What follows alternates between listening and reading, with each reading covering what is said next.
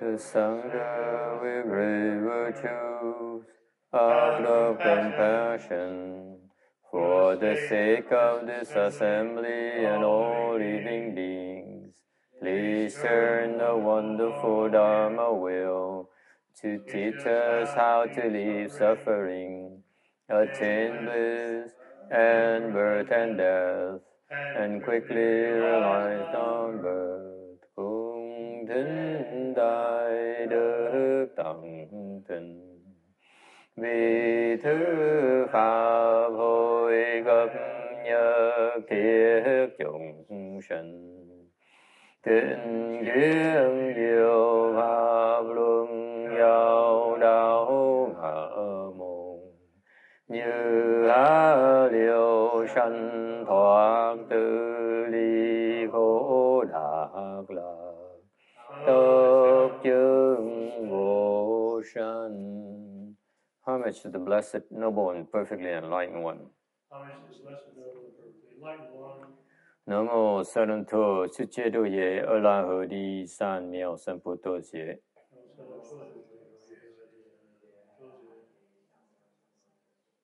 Nam mô Ta Các Tha Tô Ya Đa Ya A La Ha Đề Tam Miệu Tam Bồ Đà Tọa.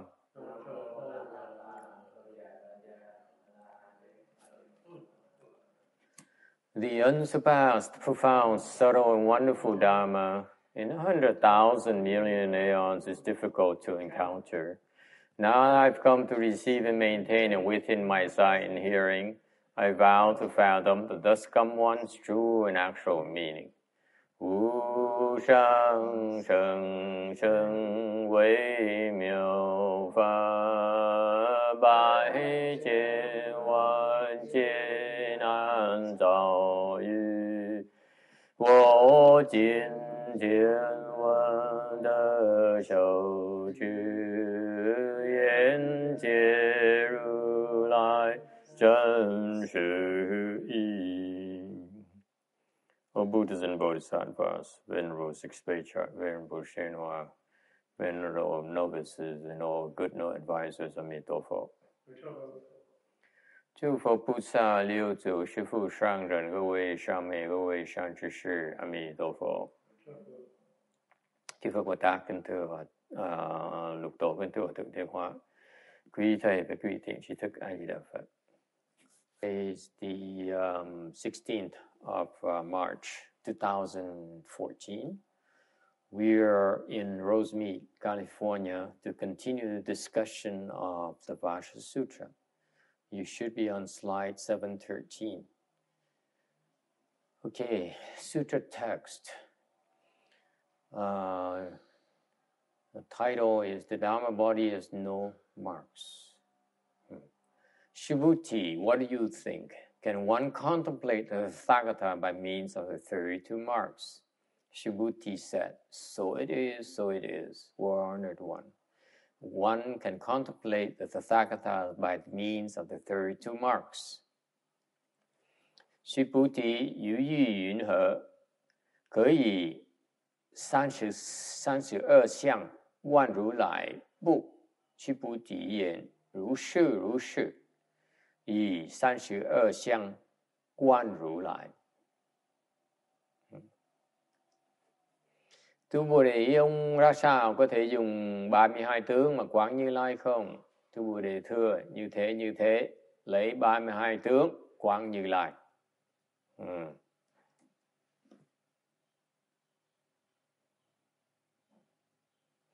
There's an extra word honored one here in the English text, which is incorrect. Okay, I'm going to delete it. It's improper. They're adding more than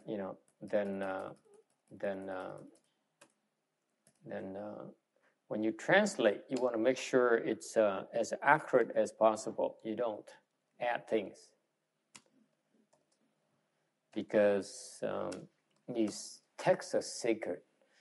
Cái tiếng Anh nó có thêm một cái chữ Đức Thế Tôn mà thầy bỏ rồi, tại vì lúc mình dịch phải phiên dịch phải rất là chính xác. Đây những cái lời dài, những cái kinh điển mình không thêm không bớt được.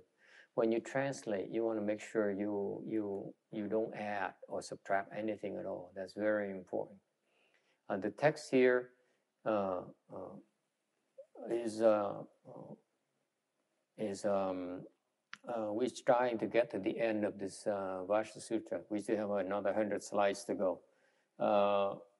It's towards the second half of the Vajra Sutra. Đây là cái phần thứ nhì của Kinh Kim Cang dạy cho Bồ Tát. This is a Dharma directed at reducing the attachments of the Bodhisattvas. Ngay Bồ Tát nữa cũng có rất nhiều chấp trước. Thành Đức Phật phải dạy họ cái phương pháp. Đức Phật biết những loại chấp trước Bồ Tát là gì. Thành phải dạy cho họ để gạt những cái chấp trước nữa. Okay? So, before we get started, let me remind you that I left home life about 20 years ago. And by the time I left, became a Shami, with 3 months later, my master died. Thầy xuất gia cách đây 20 năm. Xuất gia được Hòa Thượng tuyên hóa cho xuất gia 3 tháng sau thì Ngài viên tịch. And the training program that I went through is most interesting. Thì qua cái chương trình huấn luyện sa di của Phạm Bạch Thành rất là hay. I stayed there for about 4.5 years. Ở đó tu 4 năm rưỡi, làm sa di 4 năm rưỡi, mới bỏ chùa đi. And then I left the temple. And I remember that I enjoyed the lecture. You know, we didn't have the live lectures. Lúc mà hồi tu đó không có người giảng đâu. We used to listen every day to the tape lectures of Master Shen Hoa. Hồi đó là nghe cái băng của Ngài Tiên Hóa mỗi đêm. Okay, every single day we listened to an hour and a half's worth of the tape lecture, and they would translate to English when possible. They only have Chinese and English. Okay, hồi đó chỉ có dịch tiếng Hoa ra tiếng Tàu, tiếng Hoa ra tiếng Anh thôi, không có tiếng Việt. And it was very enjoyable, in particular when I listened to the Flower Adornment Sutra. Hồi đó mình thì rất là thích nghe những cái băng rất thích nghe, nhất là nghe cái băng của Kinh Hoa Nghiêm. There's something about the way he lectured that is so fascinating, so captivating. Kinh Hoa Nghiêm thì nghe lạ lắm, nghe càng thích. The more you listen to it, the more it's even more fascinating than the soap operas. Còn hay hơn là quay cine mà quay TV mà bên người Mỹ nó có mấy cái soap opera, cái gì biết không? Kim Điền có biết soap opera không? The soap operas run from noon, I think, to 2 p.m. You have a lot of choices, and they're very good ones. And the nice thing about soap operas, I don't know about you, I watched them for some time because at once I was sick for a week. I was bedridden for a week. So what did I do? I watched soap operas. Tại sao thầy nói cái soap opera? Tại hồi trước còn tài gia đó, lâu rồi đó. Thì có lần đó bị bệnh 1 tuần, nằm liệt giường 1 tuần đó. Thành không có chuyện làm, bật TV ra coi. Thì coi mấy cái soap opera. And you know, the first 2-3 days, you don't get it. It's still so confusing. But around the 4th day or so on, it gets interesting. You look forward to the next day. Okay. 3-4 ngày đầu thì không hiểu gì hết đó. Để 4 ngày thứ 4 rồi á, tự nhiên thì hiểu cái câu chuyện rồi. Thì bước đầu mình thích, mình muốn ngày hôm sau mình mong muốn được quay tiếp. It's the same feeling I had when I listened to the Flower Adornment Sutra lectures, tape lectures of Master Shen Hoa. It's amazing. You know, that no one explained anything to us. We just listen. Then when time is up, we get up and go to work, do something else. Okay? And during those times, I was craving to ask people questions. Hồi đó nghe kinh cạn hay thiệt á, nhưng đều cả 4 năm trời thắc mắc. Mình có những cái thắc mắc, những cái tìm tòi, tò mò, mà không biết hỏi ai nữa. And I couldn't ask anyone. And when there is a chance to ask anyone any questions, hồi đó mà nếu như có cơ hội hỏi đó, Well, they reserve about, if there's sometimes there a great master would come over and lecture for us. He would lecture, prepare from his, go from his prepared lectures, and at the end of the session, give us 10 minutes to ask questions. You translate into two languages, another language, that means 5 minutes worth of questions. Hồi đó có ông đại đệ tử đó, ông tới giảng kinh đó, thì giảng xong á, thì ông có giảng kinh á, thì giảng xong tới để dành cái 10 phút cuối cùng để cho hỏi. Tôi nói cách khác là có được 5 phút thôi, tại phải dịch ra nữa. Okay. So, but let me tell you how grateful I am to be able to listen to all the tape lectures. Hồi đó, bây giờ thầy nhìn lại cái quá khứ đó, cái quá trình 4 năm rưỡi đó, mà ngồi nghe, ngày nào cũng nghe kinh đó. I realized how fortunate I was to be able to listen to the good word as the Catholics or Christians say it. Am I correct, huh? You go, the Christians, don't you guys go to the church on Sundays, dress up to listen to the good word? I think it's such a wonderful, wonderful tradition. Thầy nhớ lại, mình thấy là nhờ nghe 4 năm rưỡi của kinh đó, ngày nào cũng nghe đó, cái phước báo nó lớn không thể tưởng, hay không thể tưởng được. Mình có những cái chánh kiến mà bây giờ mình mới hiểu, mình hiểu cái giá trị. I realized how fortunate I was to be able to listen to the good word. Như người Công giáo, tôi nói tới chùa, tới nhà thờ sáng Chủ nhật để mà đi nhà thờ để mà nghe cái lời thánh, lời tốt. Okay, that's so important. They come to Christians, Catholics. Don't you go to church for about an hour on the Sundays and listen to the good word for maybe about 20 minutes? The rest is liturgy, right? Am I correct? Yeah, that's how I figure. I never been to one. Thì nếu người Công giáo tôi vào nhà thờ, người ta một ngày Chủ nhật á, là một ngày tới nhà thờ, xong rồi nghe cái lời giảng 20 phút, còn lại là làm lễ, okay, ca hát này nọ, làm lễ, okay. Như vậy họ cũng bỏ vác cái xác tới chùa nhà thờ mỗi tuần. So they would drive, you know, and I thought about how devoted the Christians are, the Catholics are, in that they would dress up, get up early on Sunday morning, get dressed, put on their best clothes, and go to church and listen to the good word. It's such a wonderful, wonderful tradition. Thầy nhớ thấy là cái truyền thống người tôn giáo rất là hay. Okay, it's important to listen to the good word. Tại mình phải cần nghe những cái lời thánh, lời dạy đúng. Okay, and I listen to the good words every day for 4.5 years. Cái may mắn của thầy được nghe những cái lời dạy của một cái vị bậc thánh nhân là 4 năm rưỡi mỗi ngày. I used to be able to listen to the sagely teachings for every single day, for an hour and a half at least every day. That is incredible. Thành thầy biết cái giá trị của cái lời dạy mà mình có thể nghe được. And today, I don't think there's any live lectures of Vajra Sutra at all. Hiện bây giờ không có rất ít chỗ mà giảng về Kinh Kim Cang. Never mind the Vajra Sutra. Unfortunately, there aren't that many live lectures of Mahayana Sutras at all. Sự thật là như vậy nè. Ít có chỗ nào, ít có cái chùa chiền nào mà giảng về kinh điển Đại Thừa. Okay? And if you don't listen to good words, okay, you miss out so much on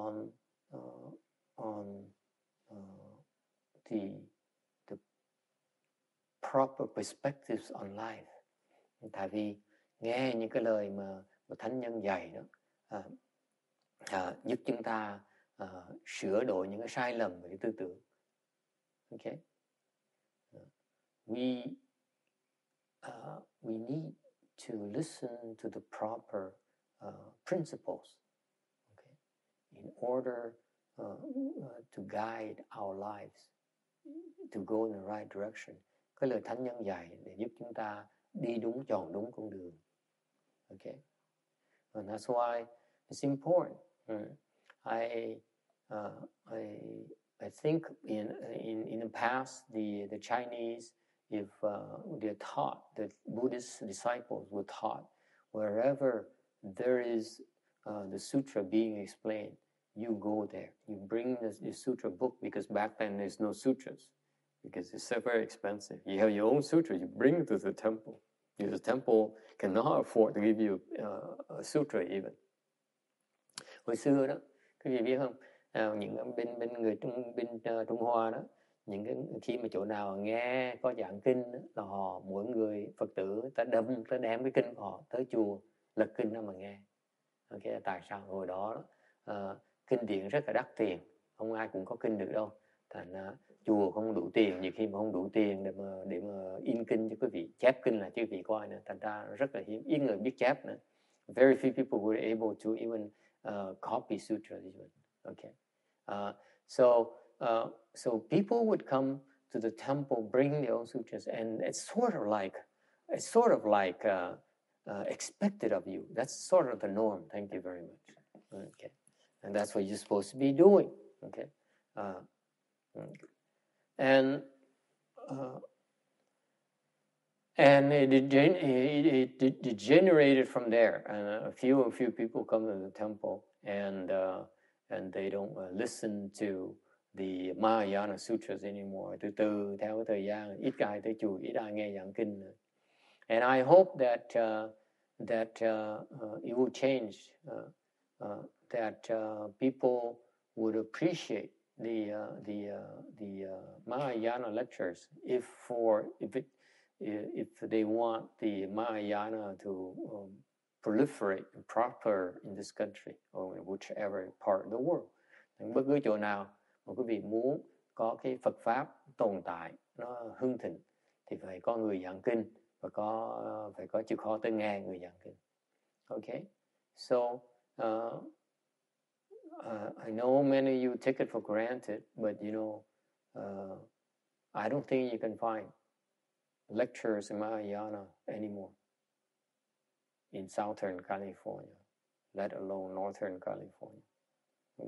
Nên quý vị biết không, dưới Nam Cali này, thầy biết là rất ít chùa mà giảng kinh. People may have Dharma talks, but they don't lecture in sutras. Những người nói mấy thầy mấy cô nói pháp thì có, mà giảng kinh thì rất ít. Am I correct? Isn't that true? Yes, sir. I've never heard of any sutra lectures anywhere ever except here. Never heard of it.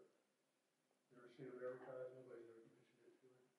Well, people, the monks and nuns usually speak Dharma. They have Dharma talks, but they don't explain sutras.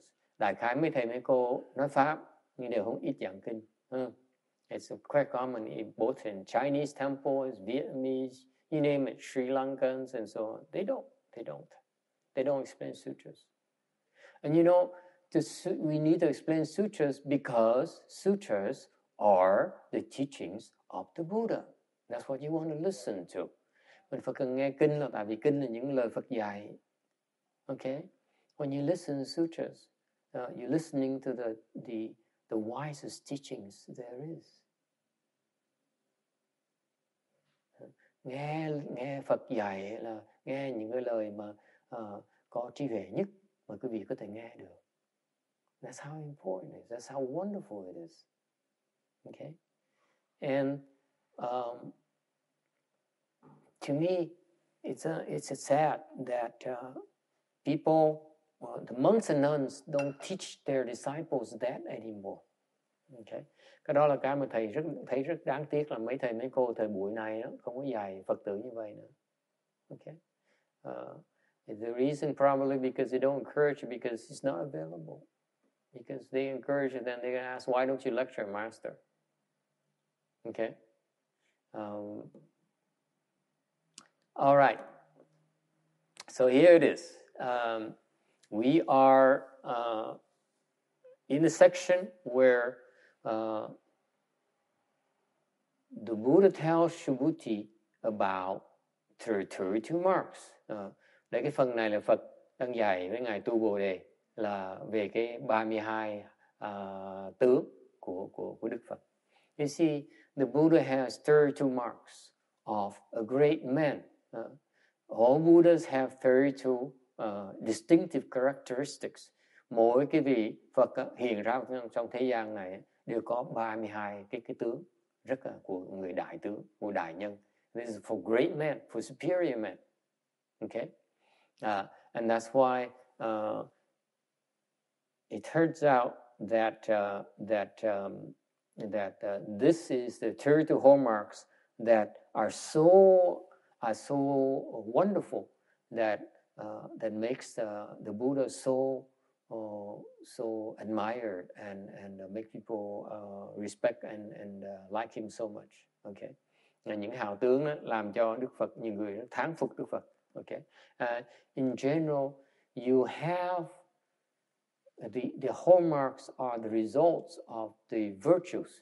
Những cái hào tướng đó, những cái tướng đó, 32 tướng đó, đại tướng đó, đại nhân tướng đó là cái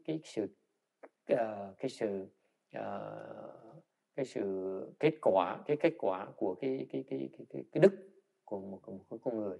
So you see, I've been looking into physiognomy recently. Thầy bắt đầu đọc mấy sách qua tướng tí. And I began to learn about, people's facial features. Some people face are round.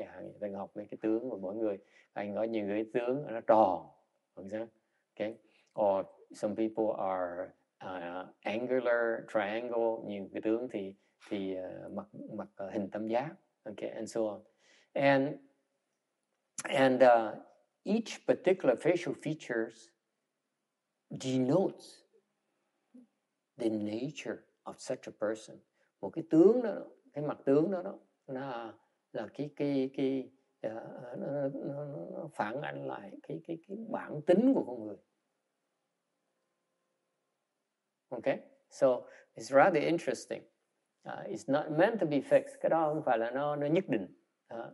Because if you cultivate, your facial features change. Tại vì cái vị tu, cái mặt nó sẽ đổi. I keep on reminding you, telling people quite often that Master Sri Hoa, it used to be triangular. Như thì cái chuyện nhiều lần 7 năm trời thầy dạy đó, thì nói là trong hình thầy coi lúc còn trẻ, ngài Tiên Hóa cái đầu ngài là vuông, hình tam giác như vậy này. Initially, his face is triangular like this. Okay, it has a face of the face of I'm sorry? Intellectual. Like to use the brains a lot. Okay, but from a 5-element perspective, that is a face of a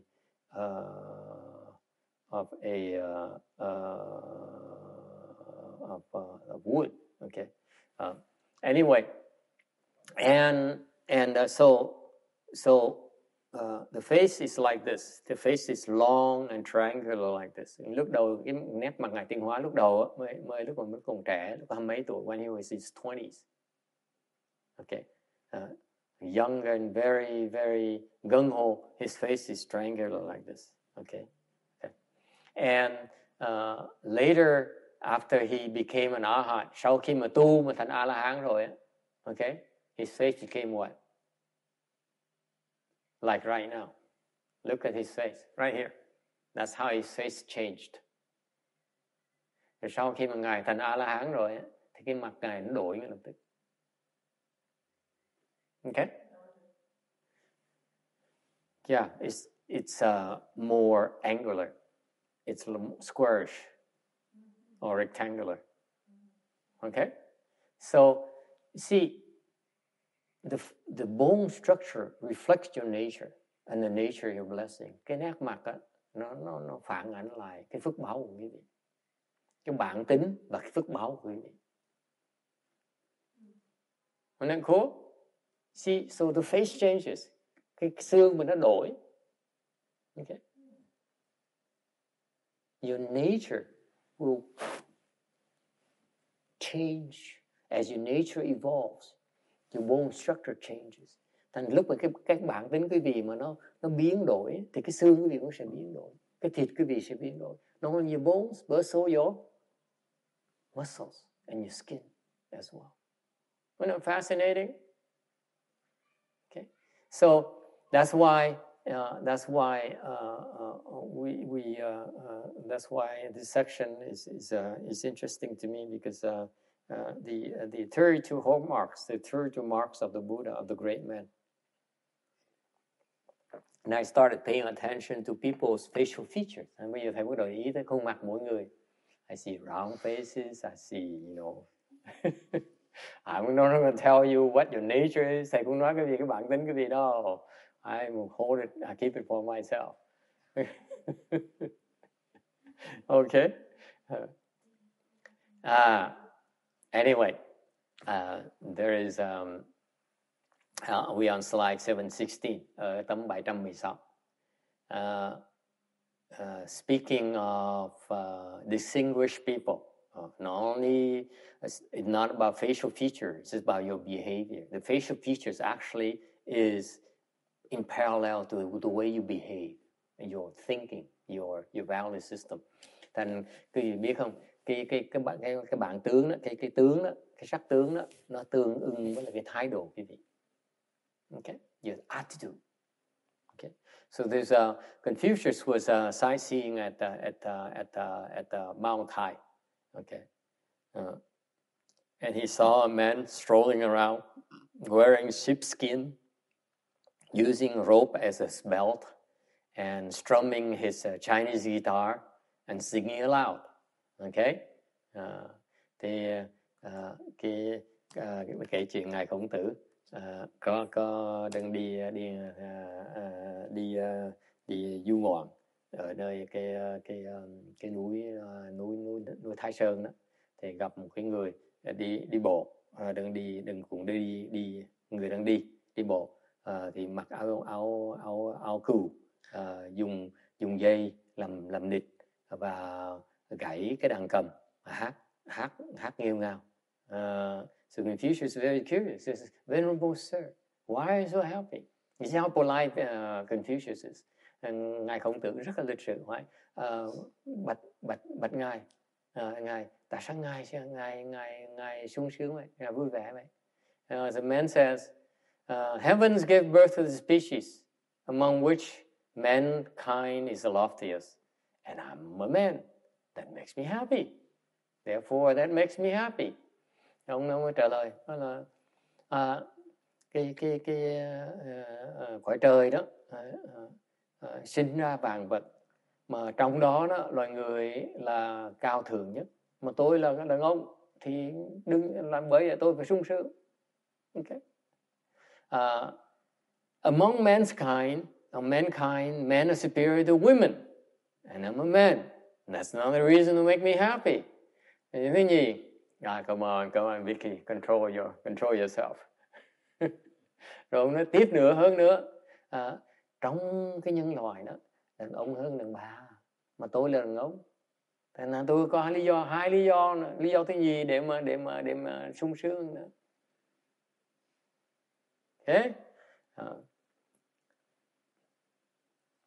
And among the men, there are those who are blind or sickly or die young, and yet have my full capacities, in good health, and I am 94 years old.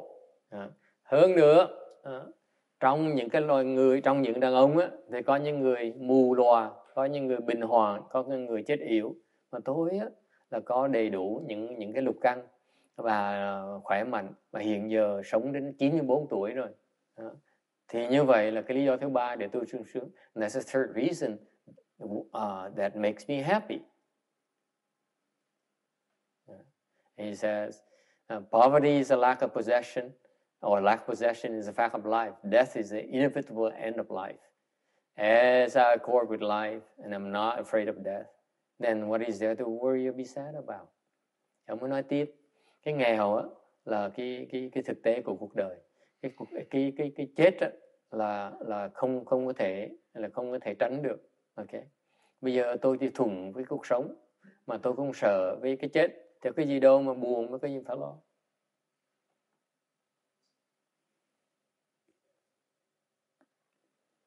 So Confucius said, right you are. You know how to be at ease and enjoy life. Khổng Tử mới nói, Ngài đúng quá, hay quá. Ông thực sự là biết tự tại và biết hạnh phúc. So happiness is to know contentment. Bởi vậy, hạnh phúc là biết tri túc. Any questions?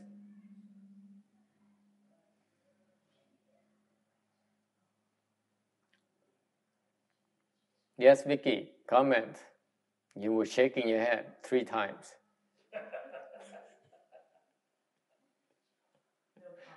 No comment? Anna?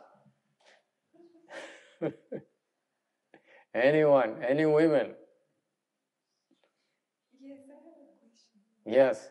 Why do throughout history Of the Chinese, they're so repressing women and I thought you never ask. That's called according with life.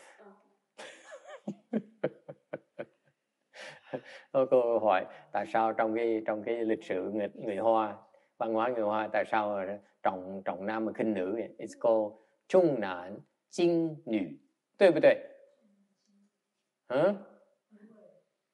会。你说什么？会。对。以前会，现在少很多。没有，以前现在还是一样的。And she says, no, that's not true. I said, in the Chinese culture, they always favor the males and slight the females. It's a Chinese culture. And Ru Qing, who's from that generation, the older generation, we won't say how old she is. She says, no. She says, not today anymore. I say, yes, today. It still is. Yes or no? India too. India too? Even today?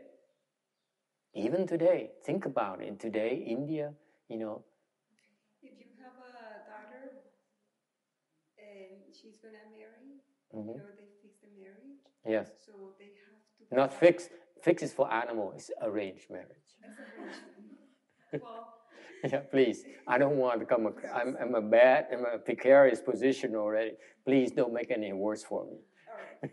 Yes, then, arranged marriage. Yeah. And then I know some parents that have come to the United States because they went broke after having to pay the dowry.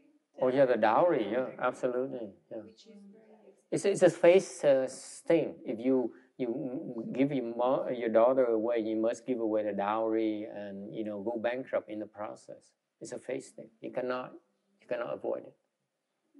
Otherwise, you lose your face.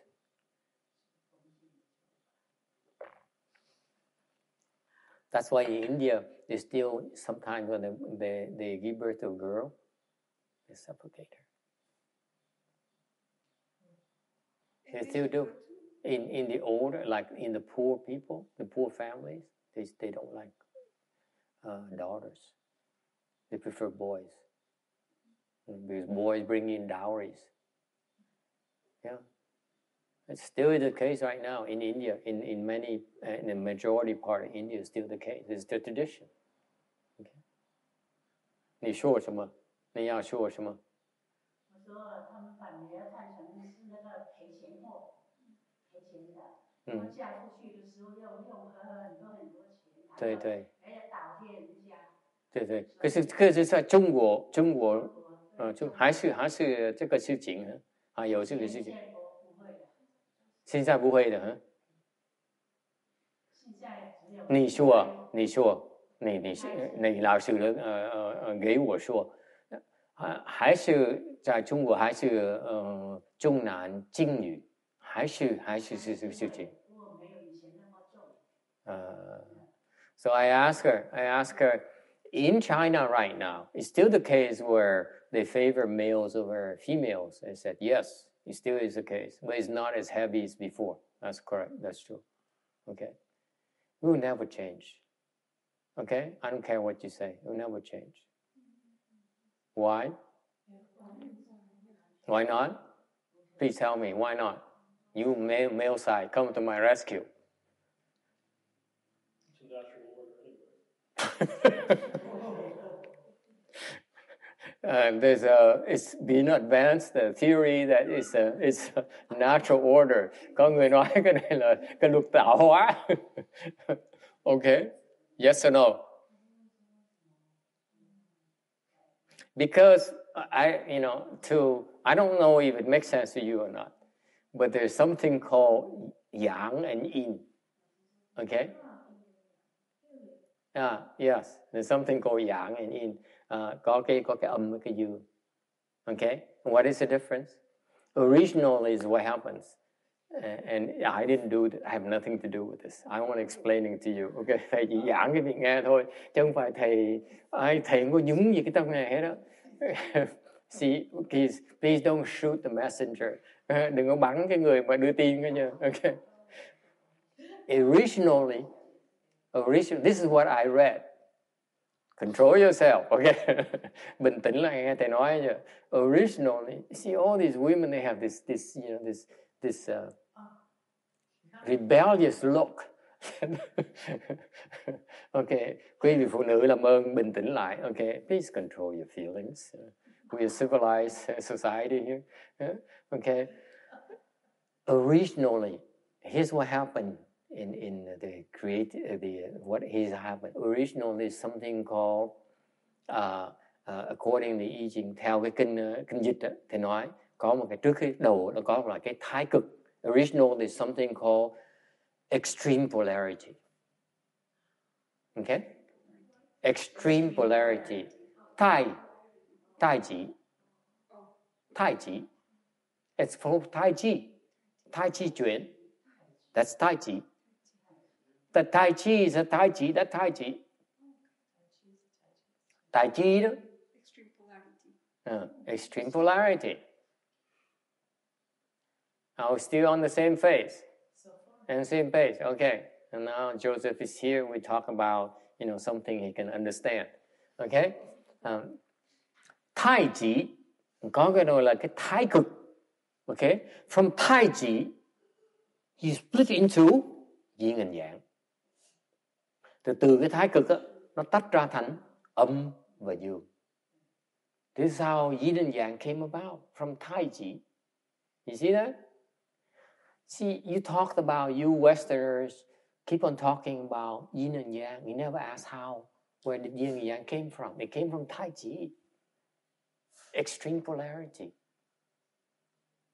Yeah, Anna says, wow, this guy is good. He has so many excuses. See, it's not our fault. Okay? So it's not our fault that we yin and you yang and you yin. Okay? So it's just the nature thing. Thành ra cái gì thấy mình có cái thái cực nó tách ra làm âm và dương. Okay, gọi là lưỡng nghi. So it's called the dual polarities. And from there you split into four. Từ đó chia ra 4 nữa. Một cái dương âm dương á, nó chia nó tách ra nữa. Okay? So each yin and yang split in 2. Okay? So now you have 4. And then they multiply again. They split in 2 again. You have 8. That's what they call the eight elements. The eight bát quái. Từ thái cực nó ra lượng nghi ra tứ tượng ra bát quái. You see?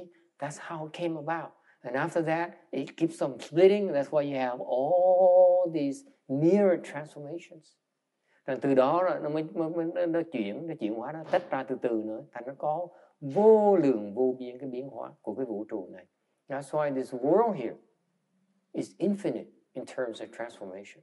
Cái thế giới này đó, quý vị không thể nào tưởng tượng được cái sự biến hóa của thế giới này. It's infinite. So for example, for those of you who are scientifically inclined, they say that, there's some number of species and so on. It's infinite number of species. Infinite. Okay? You keep on having more, studying more and more. That's why you never get to the end of it, because you keep on making up, creating more. You see that? Thành cái việc cái thế giới nó tuyệt vời không? Là nó biến hóa, nó vô biên, vô tận. 对不对？同意不同意？ Okay? So far so good. We are on the same page. We agree. Are we in agreement? Okay, let's go back to the controversial side. Okay, mình hiểu cái ý đó, cái vấn đề đại sự đó, mình thấy rõ ràng như vậy. So within this big picture, there's something called yin and yang. You still have the yin and the yang nature. Trong cái này vẫn còn cái ấm và cái dương. In so many different proportions. Thành âm dương á, trong nó hiện diện trong mọi vật á, với cái phần tử nó khác nhau. Có nhiều cái dương, nhiều âm dương. There's certain beings that are more yin and certain beings more yang, right? That's all there is to it. Chẳng có nhiều người nhiều dương hơn là âm, có nhiều người nhiều âm hơn là dương. So man happen to have more yang. Now Texas, yeah, all right. Now he's talking. So that's why they're superior? Yeah. So that's why they're superior. Careful text. Control yourself. You should know when it's dangerous. Okay. Thành có người hỏi, vì vậy đó ông tự nghĩ là mình hơn người đàn bà. Thầy nói, quý vị cẩn thận, khoan trả lời cái đã. Mình suy nghĩ từ từ. Let's think about this before we answer. Okay, now, what is the nature of yang? What is the nature of yin? Dương là gì? Âm là gì? Please tell me. One is negative, one is positive. Which is negative? Now when I said the yang is positive and yes, and what is positive again, Anna? Yin is positive. I can't hear you. Louder, please. Yin. Yang is going to be positive. Yin, right? Yin is Positive is yang, right? Thì có người hỏi về âm là gì? Thế có người trả lời nói là âm là cái trừ, còn dương là cái cộng. Okay? Right? What else? What else is yin and yang? What's the difference in yin and yang? Please tell me. What is yang? What is yin? Please tell me. What is yang? Give me one aspect of what is yang. It's talking about initiating force. Initiating force. What is yin? Yeah, see, Vicky is so opinionated. And you see, look at it. I've never seen her so active, so animated in a lecture. Chưa bao giờ thấy cái bà này mà ngồi mà hung hăng như vậy. What is yin? What this gentleman here, we not mention his name because he's a celebrity. We're not going to destroy his image here to his fans. But yang, what he's talking about, yang is movement. Agree? Yang is movement.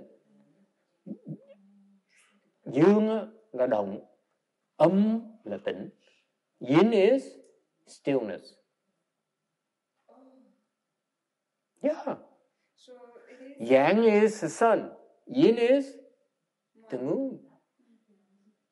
Okay? How's the ocean? No, not the ocean. The moon. But it seems that in all these cultures and societies, it seems that the Anna, submission honest to goodness. Honestly. This is honest to God. This is what are written in the books, in all the Chinese books, Chinese culture. Okay, this is where it came from. Tai Chi, go yin and yang, and then so on and so on. This is from the books. I'm not making it up.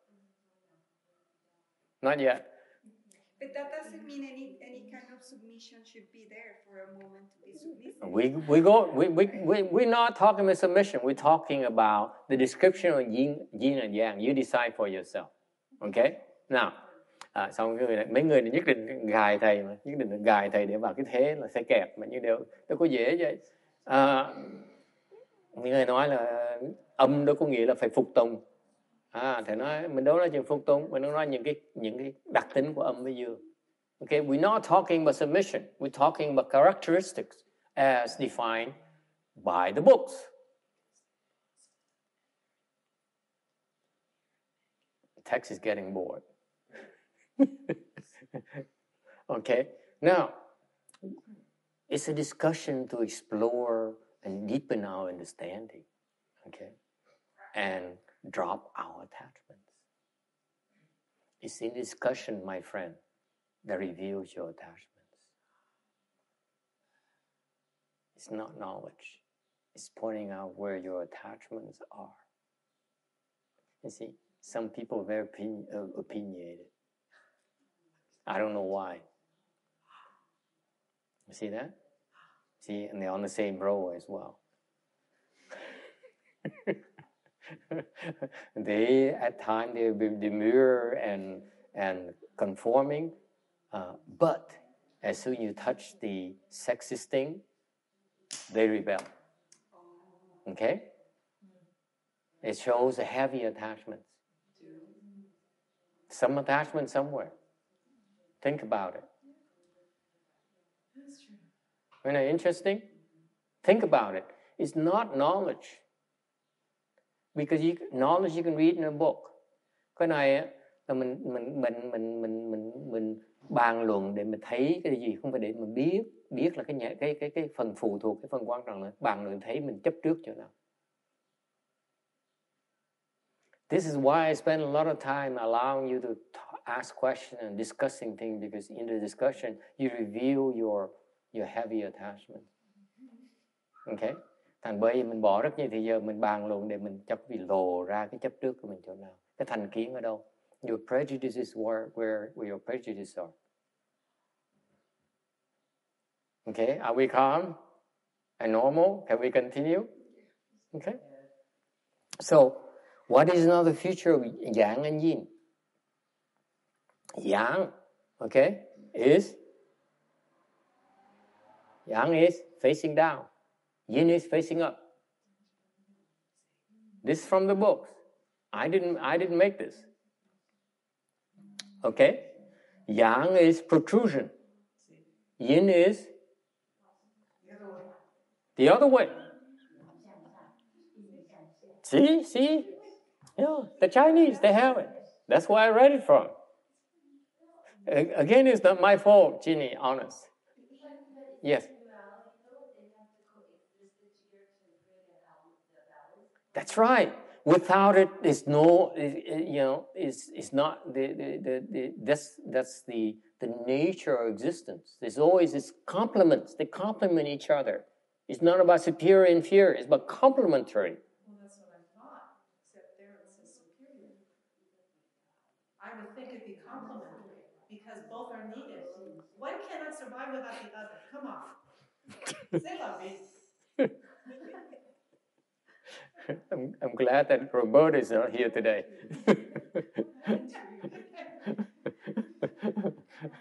I'm glad she took a break today. What's the matter with you women? Can't you accept your roles? I'm kidding. Okay. Yeah. It's tough. It's tough. Exactly the same. Text, you're not helping. You're showing your attachments too. Maybe pointing out the insanity of it. Here's the thing. The complementary, okay, I agree with you. Superior to women, this is the old way of saying it. You should not say this anymore. This is politically incorrect nowadays. You don't say this, okay? You don't say superior to women. It's not very polite. It's not polite, not in polite company. I don't know where you came from. Just Jewish. Just do it. Chips fall where they may. Well, that's true. It makes for very lonely people text. Yeah. Okay. Here's the point. The point, I agree. The word superior is improper. Okay. But this is from, remember, this is Confucius time. If I say men are whatever, this is the accurate translation from back then. This is how people look. Okay? I'm not saying that that's my viewpoint or anyone here. Yeah, okay. Okay. Some people are very disappointed. Some people are bored, and so on. Okay, fine. Here's the point. The point here is that it's not so much superior and inferior. It's about, are you in accord with the nature of your nature? That's all. Okay. For example, does it make sense for us men to be soft and make the women stand in front of us, because the role of yang is the protective and taking the beating, not the yin. The yin is not built to take a beating. You see that? Agree or disagree? The men, the muscles and the bone are designed to take a beating, to do the heavy physical work. The yin body is not designed for that. Okay? I'm not saying that, the men who have yin bodies and women who have yang bodies. Okay? That's the nature of yang. It has nothing to do about men and women. You see that? We're talking about yin and yang, not about men and women yet. See that? And I notice how you're all jumping to men and women right away. I only started talking about yang and yin. You see that? Your attachments. See that? You jumped the gun. I'm innocent. Please don't shoot me. Okay? Quý vị thấy không? Thấy cái chấp trước quý vị không? Là nãy giờ tôi cười, hai bên, một bên là ngà, bên đàn ông á, cãi nhau chí chóe, nói đàn bà nhưng mà đàn ông như vậy. Thì họ quên rằng thầy chỉ nói về âm và dương thôi, chứ đâu nói về đàn ông đàn bà đâu, mà họ nhảy lập tức nhảy về âm đàn ông đàn bà ngay lập tức. Thấy chấp trước cái nặng dễ sợ. Okay. So why is that? Why is that? Is that there's some people who believe that men are so, women are so. Okay. There are certain roles, but it doesn't mean that it's absolute. Okay. It's better to utilize the nature of the yang, nature of the yin, and accord with it rather than go against it. That makes your life more difficult. That's all. That's all. It's not about superior, about inferior. You're wrong. You have the attitude that you're superior and you're inferior, you are wrong. Okay? If you have the attitude, even let's be real. If you have the attitude you disapprove of it, you're also wrong. If you have the attitude you approve of it, you also are wrong.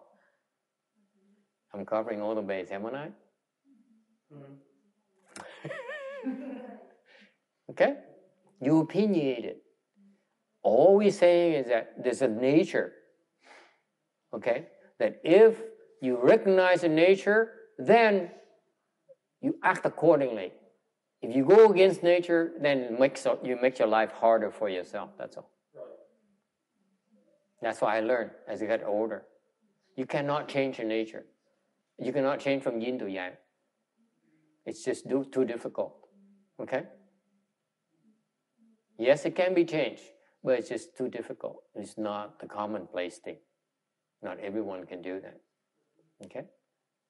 So, it's better to accord with the nature of things. That's all.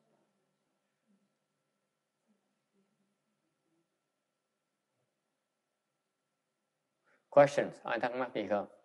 And thầy nói cái này là không phải để mà nói so sánh cái chuyện đàn ông với đàn bà, mà thầy chỉ nói ý chính đó, quan trọng đó, là mình thuần với cái tính, mình thuần với sự kiện.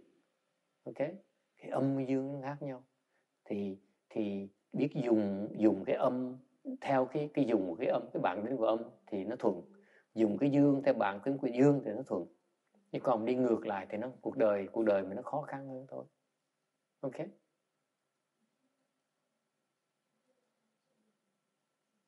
Nếu như cái người mà có tư tưởng là hơn thua, cái người đó chấp trước, cái người đó có thành kiến. Ok, cái đó là sai lầm.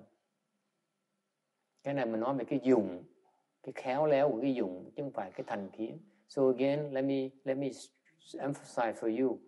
My point here is to recognize nature and accord with it instead of fighting it. That's all.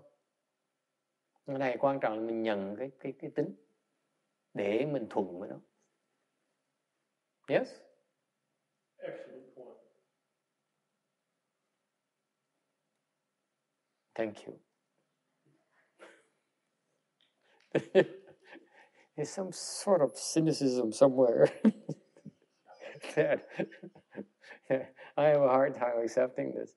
Okay. Anyway, so far so good? Okay. That's very important. Important that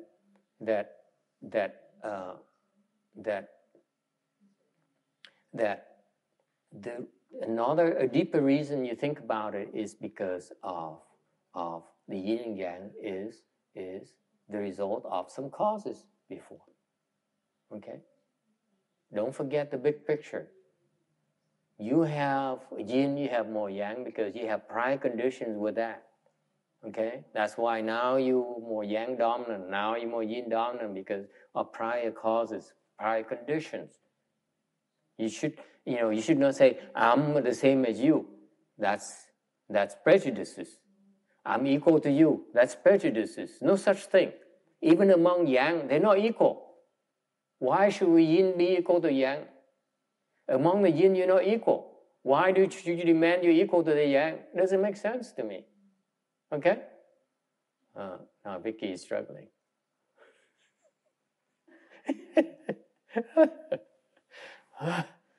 Okay, we change subject.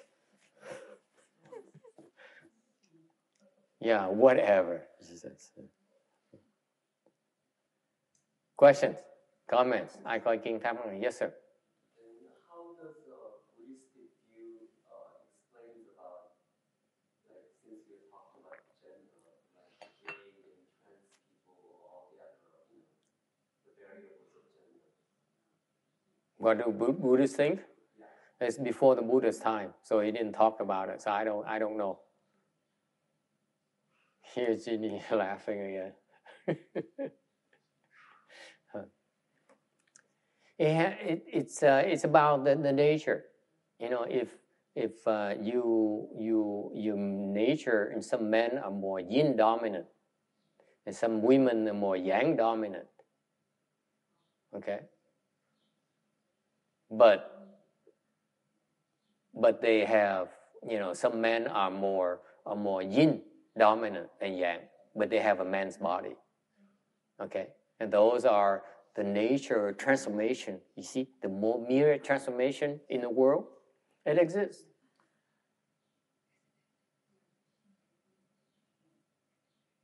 That's the way it is. There's no need to say it's good or bad. It just is. Okay? Nên cái chuyện ông hỏi là đàn ông với ông hỏi là cái chuyện mà đổi tính đàn ông với đàn bà, nó đổi cá tính nhau hoặc là đồng tính này nọ, thì nói cái đó là cái chuyện nó cái biến hóa của vũ trụ này nó có trong đó hết. Có nhiều người coi thân đàn ông nhưng đều cái bản tính là đàn bà, có nhiều người cái thân đàn bà nhưng bản tính đàn ông. Đó là chuyện thông thường, nó không có gì phải lạ. It has always existed already throughout the ages. Okay, now it's more visible. Now it's more more obvious. Okay. with the internet, that kind of thing. So that's nothing new at all. Okay? Không có gì mà lạ hết. It has always been the case. Back then they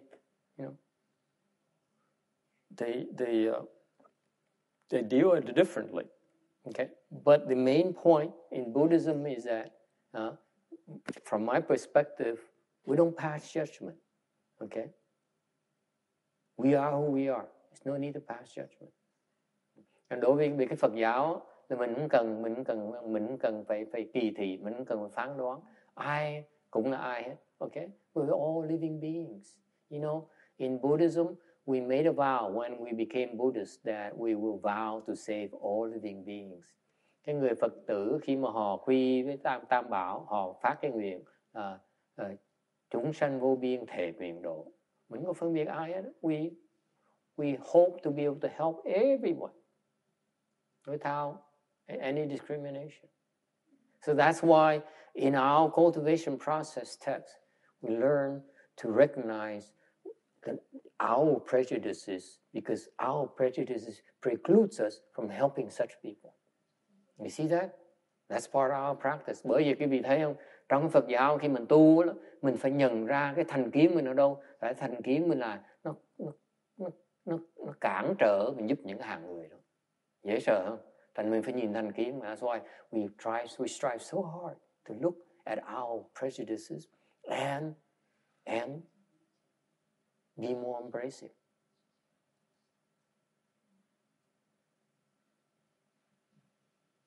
Okay? Any other questions? Yes, sir. But historically, the feminine has been so suppressed, Yes. And what do you think about the karma of that? Because, if it is trying to find the balance, since Okay.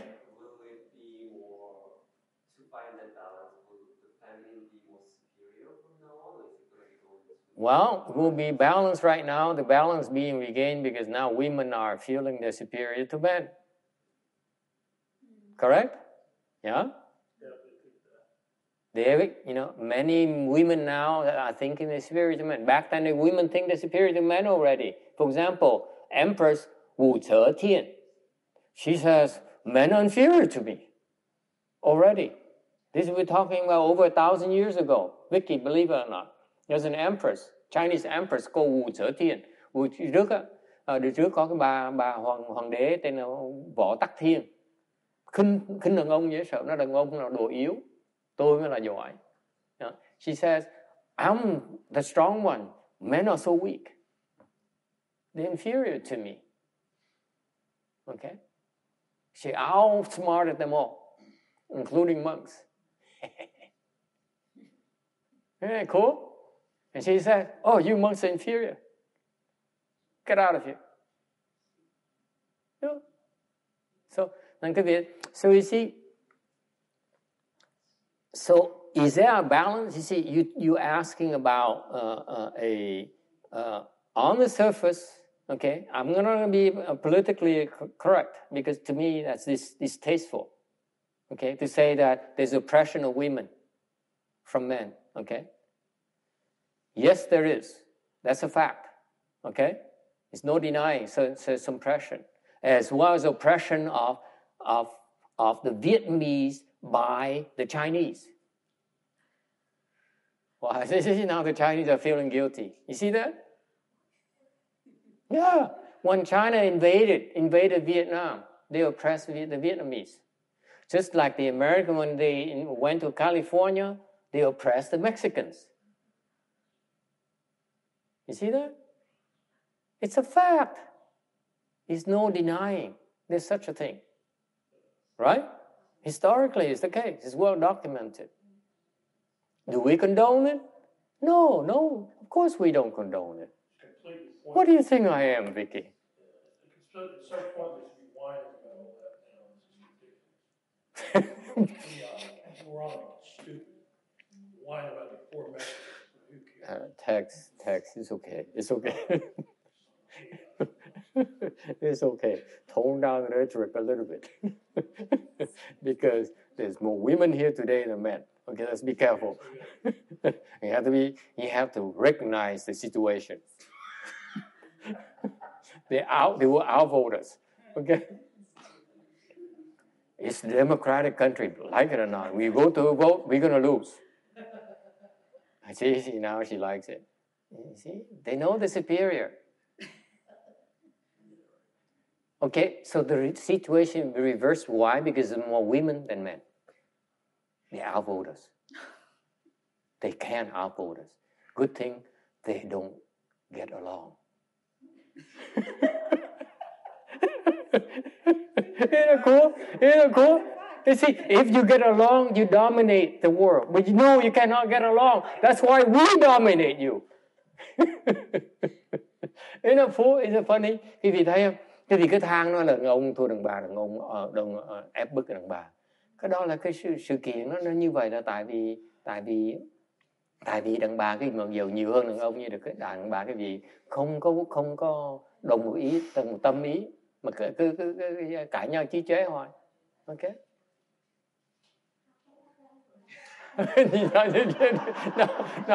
Now Kim Deer is confusion. Where is the Vajra Sutra we explaining? Cái cô nói, ủa cái kinh ngừng chỗ nào, mình ngừng hồi nào vậy?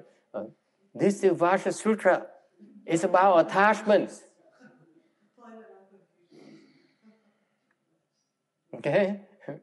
Cái chấp trước, and these attachments are so deeply into woven your psyche that, you know, worldly people keep on telling me, I keep on hearing people, worldly people say that, why there's oppression? I say, it's not only about men oppressing women. It's also the Vietnamese oppressing the, never mind, the Chinese oppressing the Vietnamese. Okay? You see that? Oppression exists in the world. Okay? It just is. You can blame people all you want. Okay? The Buddhists blame themselves. As I am oppressed because I used to oppress them. Now it's my consequences.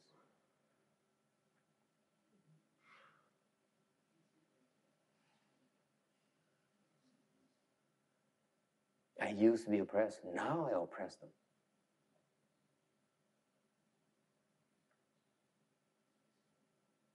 Okay? Questions? Yes, sir.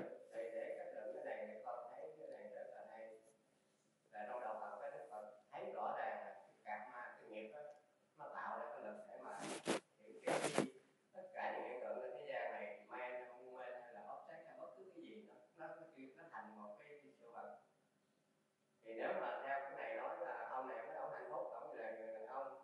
Tại vì hồi xưa là chinh chiến mà xã hội nó không tổ chức chặt chẽ bây giờ, thì người đàn ông đi đâu cũng không sợ hãi, mà tự do, không bị cướp bóc hãm hiếp nhiều người phụ nữ, mà chiến tranh là người đàn ông làm chủ. Cho nên xã hội ở đó là thoải mái, là happy. Bây giờ ở Mỹ này thì nó hơi y khổ một chút, rồi pháp đàng hoàng thì nó hơi y khổ, mà dẫn bị đường ba để bị thể là cái lương không bằng không, mà lần lần sẽ tiến lên mà mình nói là cái nghiệp thôi. Rồi thứ hai nữa là như ở Việt Nam nó có những cái làng mà đàn bà không có nào, không có chồng luôn, đi qua làng khác kiếm chồng có con lên về, chứ không có đàn ông trong làng đó là cái gì, phải cái nghiệp không. Cho nên đây mình cũng bàn dòng là gay hay là men, woman là chỉ cái nghiệp thôi, mà Đức Phật không có nói cái đó. Phật nói đây là khổ nè, mấy ông làm gì khổ nè, khổ nè, tập diệt đạo luôn, làm gì hết khổ nè, cái cách này là hết khổ nè, mấy ông làm nó đừng hỏi. Chỉ đó. Đó là cái phát trong sự thật rồi thì Đức Phật chỉ dẫn biết cái đó thôi. The thing about that we need to, it's very important for you to understand, is that the bottom line of this story here about yin and yang, men and women, oppression and non-oppression is retribution, karmic retribution. Tất cả này đều là cái nghiệp báo của mình. Okay? It's called karmic retribution. All the transformation, the mirror transformation are from the karma. Tất cả những cái biến hóa trong vũ trụ này từ cái luật nhân quả nó tạo ra. Không chạy đâu được hết. It's not beyond that. Okay? So, for you to attach to the marks of oppression or the marks of happiness, okay, you still don't understand the forces behind it. That's all. Thành cái vị mà chấp vào cái tướng của bị đè nén, cái tướng mà đè nén người khác, cái đó là cái vị vẫn chưa hiểu được cái nghiệp báo, cái lực của cái nghiệp báo, nó chạy thôi, chừng đó thôi. It's all karmic consequences, including the 32 marks. Ngay cái 32 tướng nó cũng là cái nghiệp báo thôi. It's only karmic retribution. The 32 marks, only karmic retribution. Okay? Yes, sir. Well, are we going to study the 32 marks then? Is that part of this? Yes. Thank you for reminding us. Okay, moving on. Any questions? Move on. Move on quickly, please. Before we change our mind. So, slide 17, tấm 717. Can one contemplate the Tathagata by the means of the 32 marks is a question. See, before the Buddha asked, can you see the Tathagata? Now it says contemplate. Cái phần này là nói, cái phần nói là muốn có thể quán, dùng 32 tướng mà quán được Như Lai được không? Cái phần trước của Kinh Kim Cang này là có thể dùng 32 tướng mà thấy Như Lai được không? Okay? So the key word here is to contemplate. Cái chữ quan trọng là chữ quán. Okay? You contemplate, meaning that meaning that you don't you use your mind to look, not your flesh eyes. Cái thấy là cái hai con mắt mà thấy, còn quán là dùng cái óc để mà thấy. So you see with your mind versus seeing with your flesh eyes. That's the difference. Phần trước của Kinh Kim Cang là nhìn, là cái người phàm phu để mà nhìn. When you are confused, you look with your flesh eyes. You say, oh, I'm a woman. Oh, I'm being oppressed by a man. That's the ordinary people thinking. They see with their eyes the mark of a woman, the mark of a man. Okay? Whereas the Bodhisattvas, they don't do that. Cái người phàm phu là nhìn với hai con mắt, nói là tôi thấy người đàn bà, người đàn ông đang ăn hiếp người đàn bà. Cái đó là cái con mắt phàm phu, mà thấy cái sự kiện thôi, cái tướng thôi. You only see the marks. Okay? When you contemplate, quán là sao? You use your mind, okay, and go beyond the marks. Cái quán, cái tâm á, nó sẽ phải vượt qua cái tướng. Nó không bị chấp tướng. You cannot attach to the marks. The eyes attach to the mark. Con mắt đó, nhìn nữa là chấp tướng. Một cái tâm nhìn nữa. When you use your mind to contemplate, okay, then you have a chance to not attach to the marks. Những cái tâm mà nhìn nữa thì sẽ ít chấp tướng.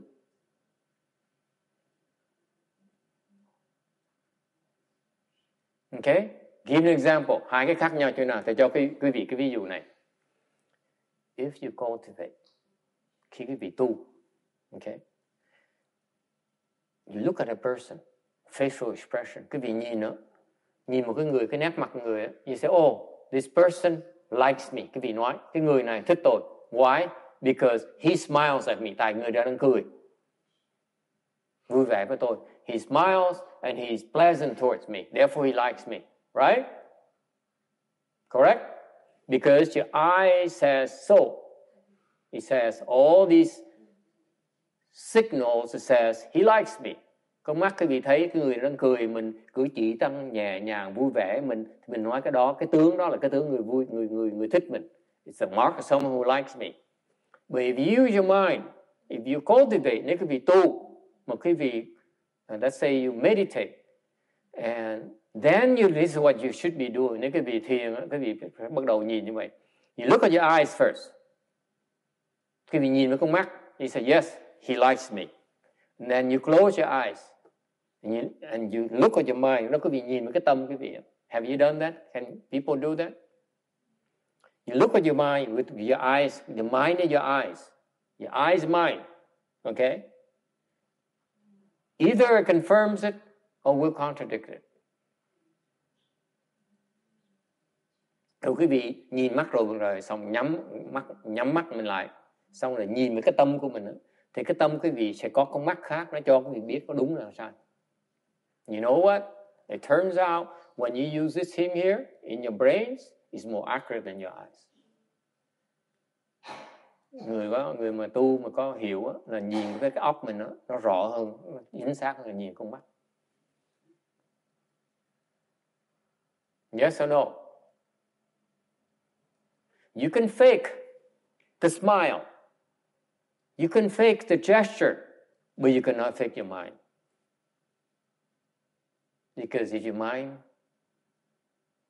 doesn't like it, if he doesn't like you, most people don't know they're supposed to be disguising their mind. Okay? Quý vị thấy không? Cái tâm mới là quan trọng. Thành ra cái người mà có trí huệ thì nhìn cái tâm nhìn với mắt. That's why the wise ones, they look with their brain, their mind, not with their eyes.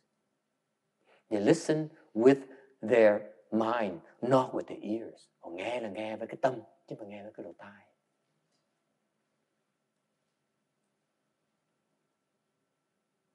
So far, so good.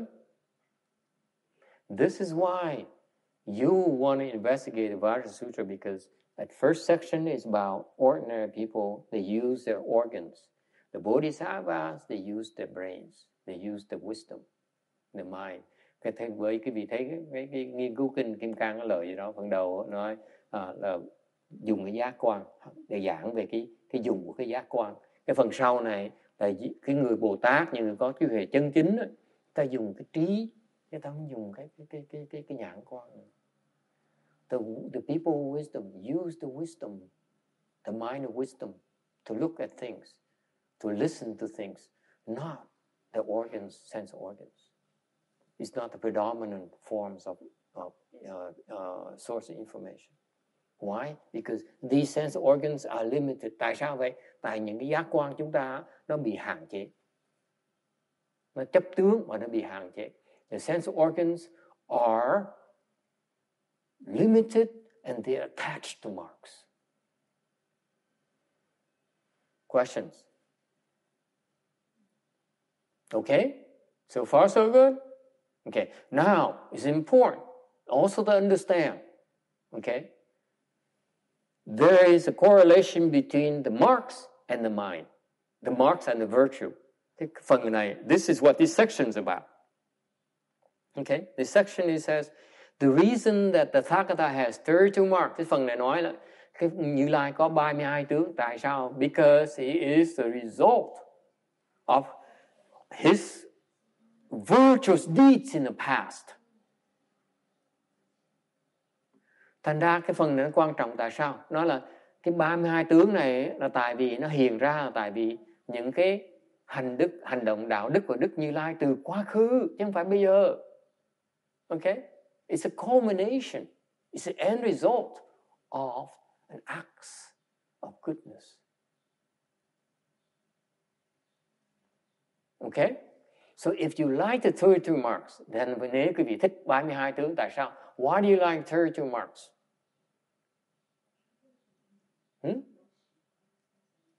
Why do you like to look at a pretty face? Tại sao quý vị nhìn cái mặt đẹp mà thích? Why? They're marks of goodness. Ah, very good. Wow, impressive. It's kind of hard to tell from the way you talk. Never mind. But they are. Okay. Thầy hỏi cái vị, tại sao mình nhìn khuôn mặt đẹp mà mình thích? Okay.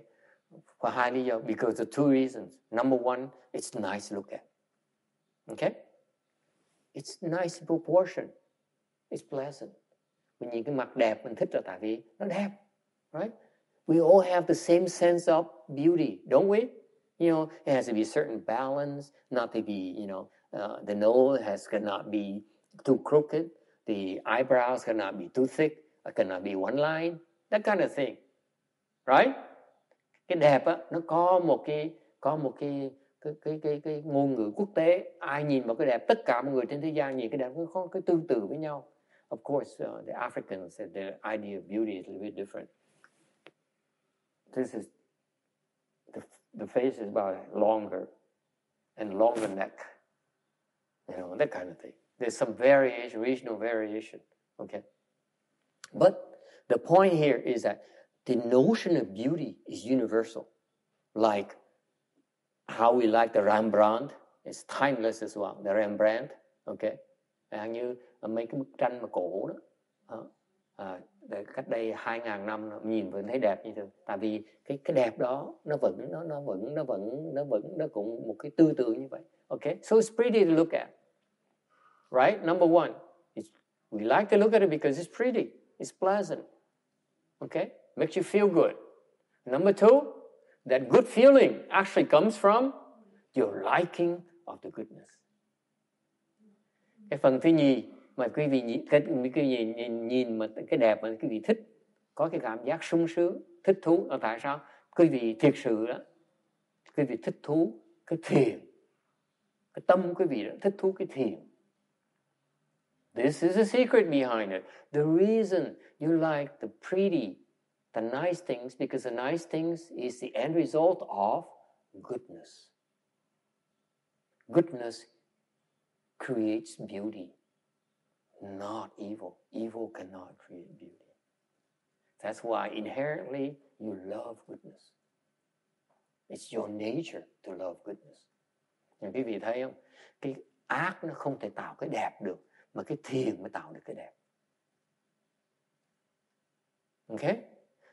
Vì vậy cái bản tính quý vị là thích cái đẹp, tại vì bản tính quý vị là thích cái thiền, cái bản tính cái bản tính chân chính quý vị rất thích cái thiền. Your inherent nature loves goodness. That's why you like beauty. Okay? So far so good? We agree on that. Any questions? Ai thắc mắc gì không? Okay? And that's why the 32 marks are the culmination of the acts of goodness. If you are doing the good things in life, you materialize the 32 marks. Thành những cái chuyện tốt quý vị làm trong cuộc đời này, trong tương lai quý vị có 32 hào tượng này. So all the good things you do right now will manifest as part of the 32 hallmarks. Questions? Yes?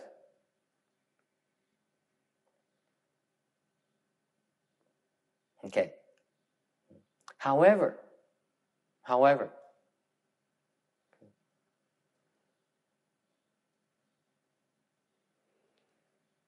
the Dharma body has no marks. Nhưng cái pháp thân của Phật không có tướng. When we talk about 32 marks, we're talking about a response body. Okay? Khi quý vị nói tướng, 32 hào tướng là quý vị nói về cái hóa thân của Phật. Okay? Originally, it's the Dharma body that transforms itself as a response body. Cái pháp thân của Phật nó hiện ra cái hóa thân. Okay? By the way, what's the Dharma body? Quý vị biết pháp thân là gì không? What is the Dharma body? It's called, what's another name for a Dharma body? Một tên của pháp thân là Phật là gì biết không? Buddha nature, Phật tánh. What else? I will just talk about today. Ngày hôm nay mới giảng cái gì đó. Thái极. It's a Dharma body. Cái thái cực là cái pháp thân. Thái极, 那就是佛的法身。The extreme polarity is only the Dharma body. That's all there is to it. Pháp thân là cái thái cực chứ không có gì hết đó. Không có gì ngoài khác thái cực đấy hết. There's nothing else. Okay? Because when you look at the Chinese books, we read a Chinese book in the I Ching, so they say the Tai Chi is something that we can describe. That's all they know. Tất cả những sách mà nói về thái cực, nói là cái gì mà không thấy được, cái gì mà không diễn tả được. Okay? They don't realize they're referring to the Dharma body.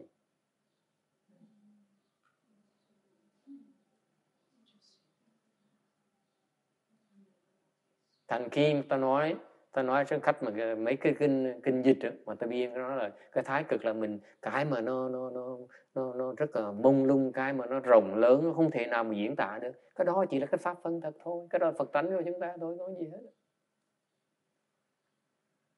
Okay? Questions? Ai thắc mắc gì không?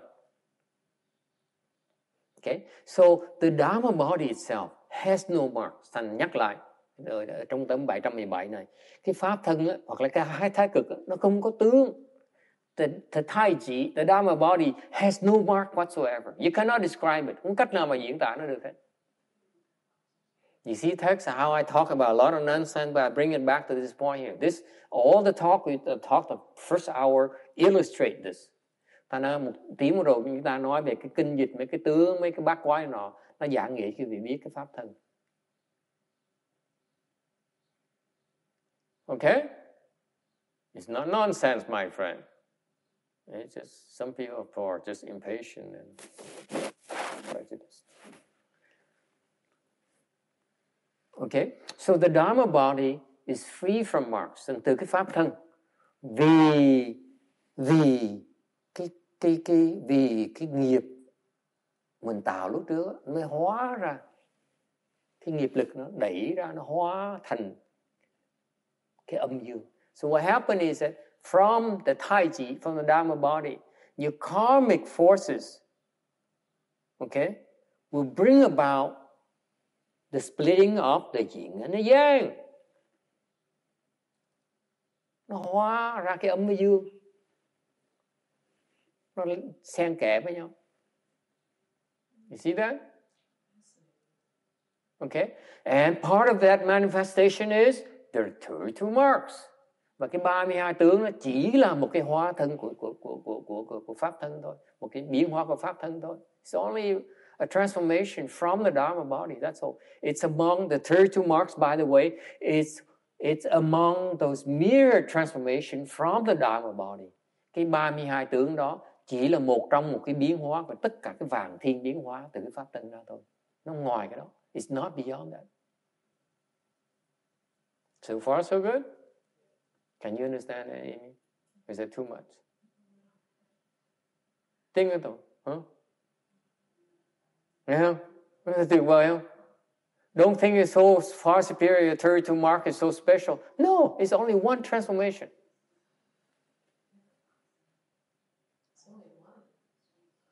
One among the myriad transformation in the universe.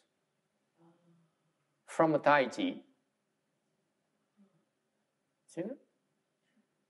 Even the transformation body of the Buddha is only one manifestation, one of the myriad transformations out there.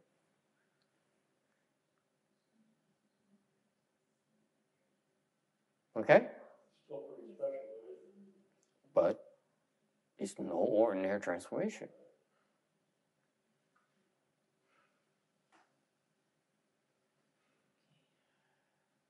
Okay?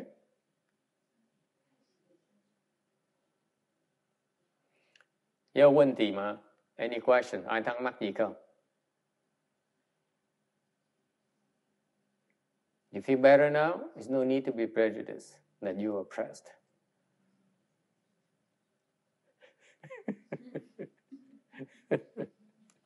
Okay. Questions? Ai thắc mắc gì không? Okay, 718. The Buddha said, Shubhuti, if one could contemplate the Tathagata by means of the 32 marks, then the sage will turning king would be the Tathagata. Shubhuti said to the Buddha, "O honored one, as I understand what the Buddha had said, one should not contemplate the Tathagata by means of the 32 marks." 佛言须菩提，若以32相万如来者，转轮圣王，则是如来须菩提白佛言：世尊，如我解佛所说义，不应以32 相quan如Lại. Phật nói tu Bồ Đề nếu dùng 32 tướng mà quán Như Lai thì chuyển luân thánh vương tức là Như Lai. Tu Bồ Đề bạch Phật rằng: thưa Thế Tôn, như con hiểu lời Phật, không nên lấy 32 tướng mà quán Như Lai. Okay, so the Buddha help Shubhuti understand the 32, the attack from the 32 marks. So he says, 32 marks are not the characteristics. You cannot use the 32 marks to see the Buddha. Anh Đức Phật nói nếu quý vị nhìn 32 hào tướng, 32 tướng mà coi đó là Phật, thì quý vị sai lầm. Tại vì Chuyển Luân Thánh Vương cũng có 32 tướng. It's because the wheel turning king also has 32 marks. They do. The Chuyển Luân Thánh Vương là ai? What's the wheel turning sagely king? Who is he? Who is he? Some of you might wonder.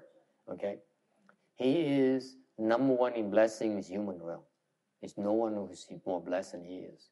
Trong cái loài nhân gian này thì cái người Chuyển Luân Thánh Vương là cái người phước báo cao nhất. Không có ai mà phước báo cao hơn như ông này. He is so blessed. He has the 7 jewels to serve him. Ông có phước báo nó độ mà ông có 7 cái bảo bối. Okay. For example, he has an army jewel. He has a general jewel. Hàng như ông có một cái tướng bảo. This general here, he never loses in any fight, in any battle. Mỗi lần đánh trận không bao giờ thua ai. Ông tướng bảo. Okay. He has a horse jewel. Có một cái ngựa bảo. He can hop on the horse and travel anywhere in this world. Faster than a rocket. Có cái ngựa bảo, ông nhảy lên ngựa, đi đâu bất cả trong cái quải ta bà này là chốc tác là tới với con ngựa đó. And this is why the rich people, you see, well, that's why the rich people love thoroughbreds.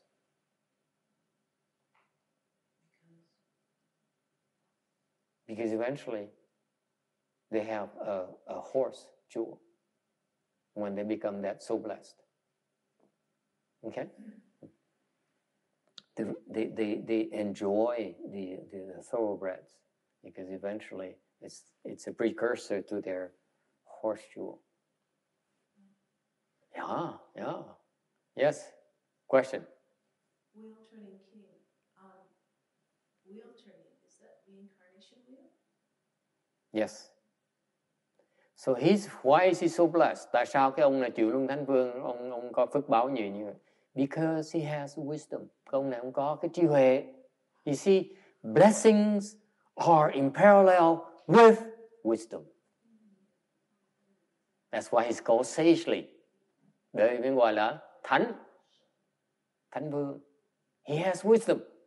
Not only does he have blessings, he has wisdom along with it. I thought it referred to turning the Dharma. No, he teaches. He teaches Dharma. He rules over the mankind, well, humankind. It's okay. Okay, thank you. He rules over mankind by teaching them about morality. This is how he rules over us. Cái người Chuyển Luân Thánh Vương là trì quốc, trì dân, trì cái quả ta bà này bằng cách dạy họ về cái đạo đức. Okay? He's the most powerful man among the men and women. Okay?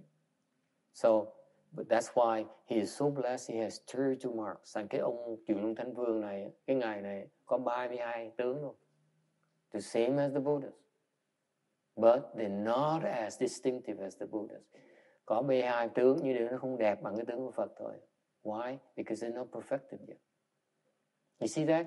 You see how beautiful, quý vị thấy nó tuyệt vời. You see how consistent the Buddhist teaching is. Quý vị thấy cái lời giáo lý của Phật dạy nó rất là sâu xa. You see that? You see that? Yes? Is the wheel turning king bodhisattva level?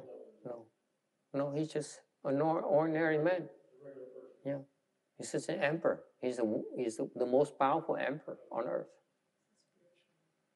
Not spiritual. Not spiritual. He's a living being. He's a living being. He has children, he has wives, he lives in a house, he eats, he sleeps. You know? On a different plane. I mean, he's not. No, he's a real person. But he only appears when there's certain times when he's recognized as a wheel-turning king.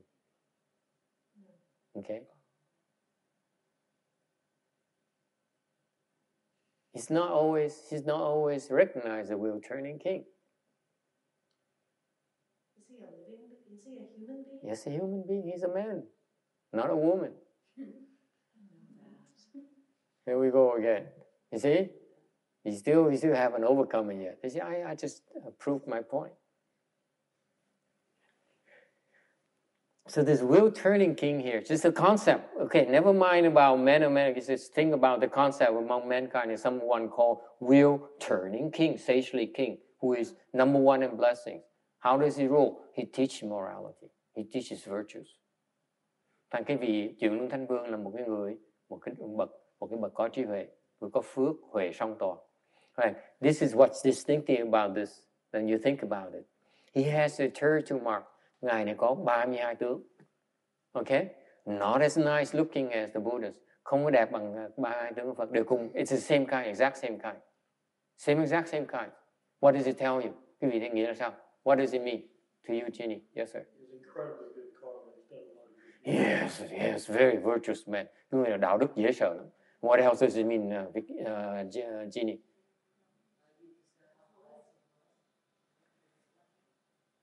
Goodness has degrees. You see that? The wheel-turning king is very virtuous. But you keep on doing more and more of that, you become a Buddha. Isn't it beautiful? The goodness is not reserved for the Buddhas. It's you, for me as well. You do the goodness, you have the 32 marks. Quý vị thấy đặc biệt cái bài học hay dễ trời không? Cái 32 tướng á, của Ngài Chuyển Luân Thánh Vương nó có giống như Phật, nhưng không đẹp bằng thôi, không rõ ràng bằng Phật thôi. Cái ý nghĩa là sao? Là cái đạo đức đó, nó không riêng cho Phật. Ai cũng làm đạo đức như vậy hết. Từ từ cái việc làm đạo đức á, làm những chuyện đạo đức từ từ sẽ có một cái 30 hào tướng như trong loài người này. Cái việc làm đạo đức cuối cùng sẽ làm 30 hào tướng như Ngài Chuyển Luân Thánh Vương. Rồi tiếp tục tu tiếp, làm chuyện thiện tiếp, thì cuối cùng sẽ có 32 hào tướng giống như Phật luôn. Isn't that beautiful? Goodness is the same. Everyone has the same fair chance for goodness. It's a matter of who does more of it. Okay? To go, would you like to know what's the difference between 32 hallmarks between the sage, the wheel-turning king, and the Buddhas? Tôi muốn biết sự khác biệt giữa 30 hào tướng của Chuyển Luân Thánh Vương với 30 hào tướng của Phật không? Khác nhau chỗ nào không? Would you like to know? What's the difference? What is the difference?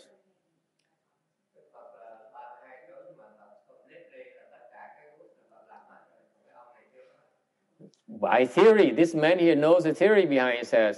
He says in Vietnamese, he says, the 32 hallmarks, the 3 marks of the Buddha is that he does all the goodness. He done them all already. Okay? This wheel-turning king hasn't. That's why it's not as distinctive. Thành ra, cái nói cái khác á, là 32 tướng của Phật á, là tại vì Phật làm hết vô tận vô biên cái chuyện thiện rồi. Còn cái ông Hà, cái Phật Chuyển Luân Thánh Vương vẫn chưa làm hết. Let me explain this for you. The difference between the 32 hallmarks of the wheel-turning king and the Buddhas is to go from here, from the wheel-turning sagely king to the Buddhas, okay?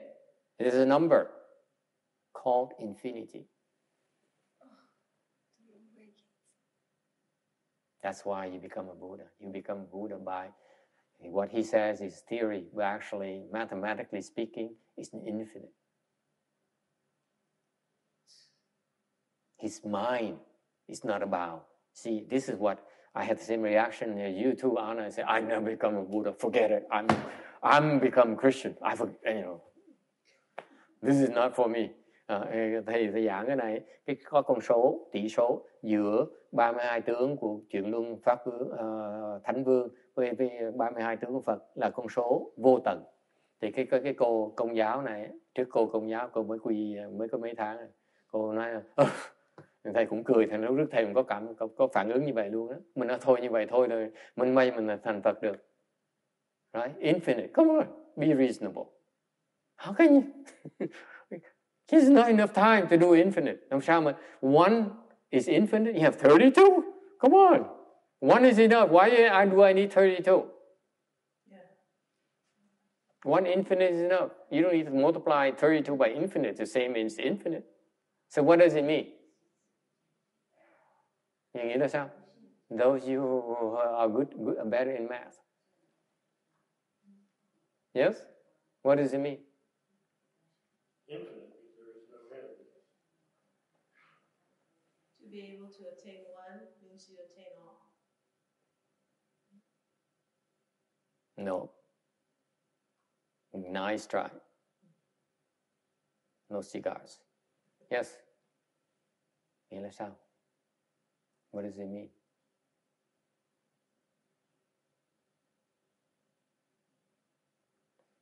It doesn't mean infinite. Because the infinite, then we'll never become a Buddha. You see that? Nếu như cái số vô tận là mà thiệt sự mình phải làm vô tận, mình sẽ không bao giờ thành Phật được. Tại vì nó vô tận, sao làm kịp được? Làm sao làm hết được? It's really infinite. How can you ever finish? Get to that infinity. Huh? How can you? Right? If that number is real, Vicky, think about it. Ginny, think about it. You ever learn? You remember that math class? Infinity? It means you can't count. So what does it mean? If it's really infinity, then we'll never become Buddhas. Right? Nếu thiệt sự cái số đó, cái số vô tận đó là thiệt sự, thì cái gì cũng làm sao thành Phật được? Không bao giờ thành Phật được hết. Tại không bao giờ mình tới đó được hết. You never able to get there. Right? One mark, you won't make it. Never, let alone 32. Một tướng thôi làm không được, nó huống gì 32 tướng. So what do you do? Become Hindu? What do you do? Nghĩa là sao? Generate blessings and blessings and blessings. It's still nowhere near infinity. Nghĩa là mình cứ trong cái thế mà không có bốn tướng mình cứ làm việc vậy. Nhưng thầy giảng kiểu chỉ vậy thôi chứ không có mục đích gì. You see the problem? I had the same exact problem when I first learned about Buddhism. I said, this is not for me. I like it, but I never become Buddha. I don't expect to ever become Buddha because when it says infinity, forget it. Okay? I used to be a math major. I know what infinity means. Lúc trước thầy học Phật Pháp, thầy biết, thầy nói, đọc cái phần này, thầy nói, cái này thôi khỏi nói, mình khỏi cần nói chuyện thành Phật đi. Tại cái số vô tận này không bao giờ mình tới được. Thì mình tu cho vui thôi chứ còn khỏi đừng nói chuyện thành Phật. Okay? Forget it. Yes? So it means... So what does it mean? I wonder if it means being able to attain one mark is not predetermined by time.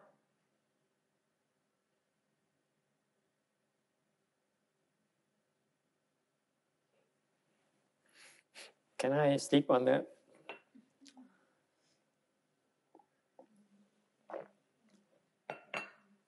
It means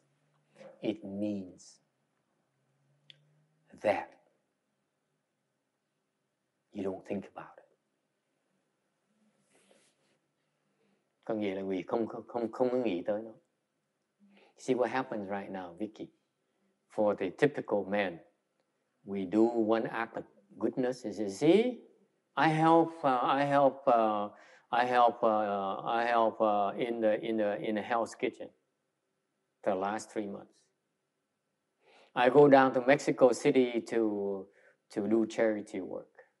I fly to Panama to help build a school. Okay, I fly to Sudan to feed the hungry.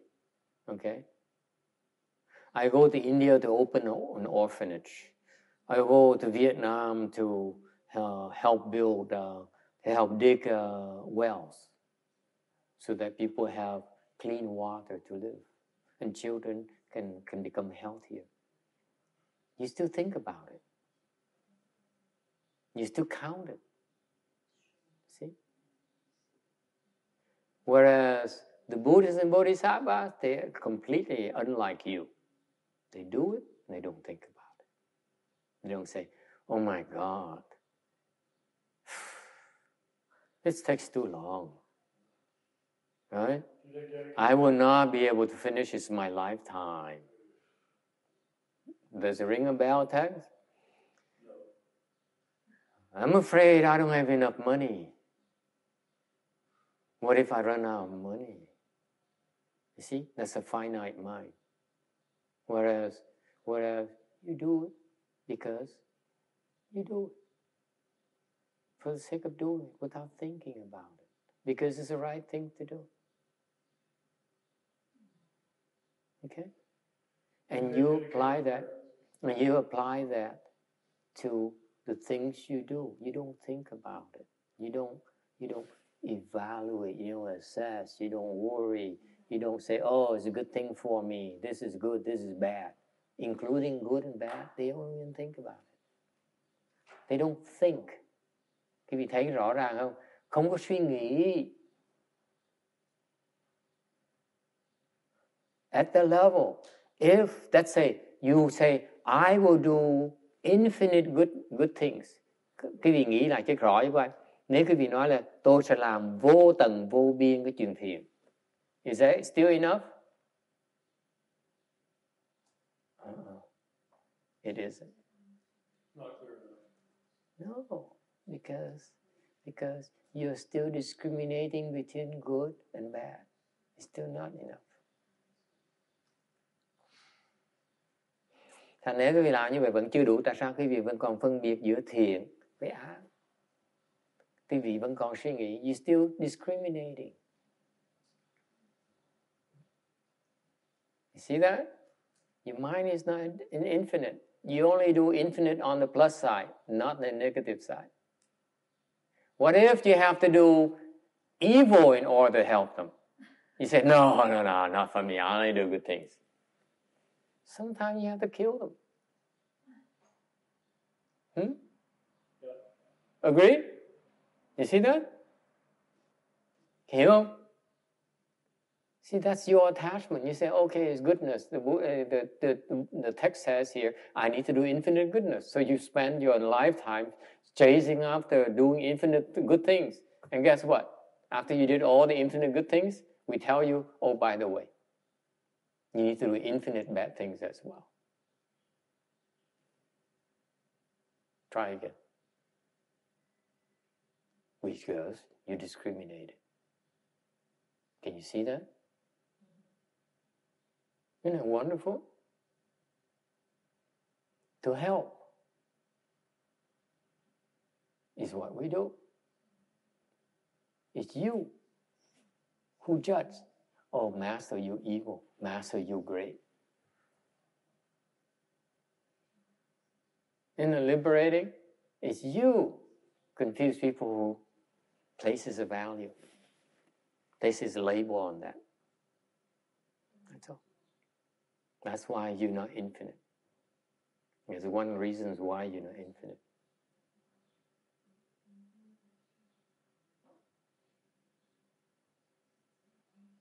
Does it help?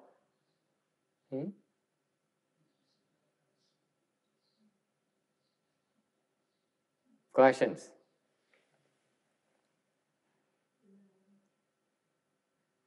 You see, that's why going back to slide 721, trở về cái tấm 721, this is why the wheel turning king, he gets there because he got from the blessing without flaws.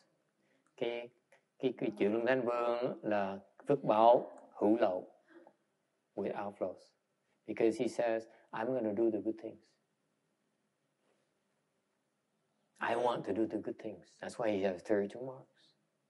The Bodhisattvas and the Buddha have the Dharma body, okay? They do all kinds of things to help. All kinds. That's without outflows. Mm-hmm. There's really an infinite multiplier between the two of them. Really an infinite multiplier. Isn't that fascinating? Does it help? I don't think... What are you calling outflows? Define outflows here, please. Outflows are the things that are concrete.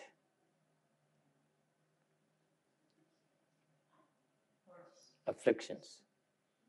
You do things, you're still afflicted about it. For example, you do it because you feel good. That's called an outflow. You do it because you feel bad. It's also an outflow. You do it without any affliction. That's no outflows. You do it because you do it. Make sense? Almost. It's very important for you to remember that. If you do it because you feel good, it's called outflows. You do it because you reject the bad, it's also an outflow. So when you do it, whether it's good or bad, then it's without outflows. You transcend the good and bad feelings. Was it clear? Otherwise, you never be free.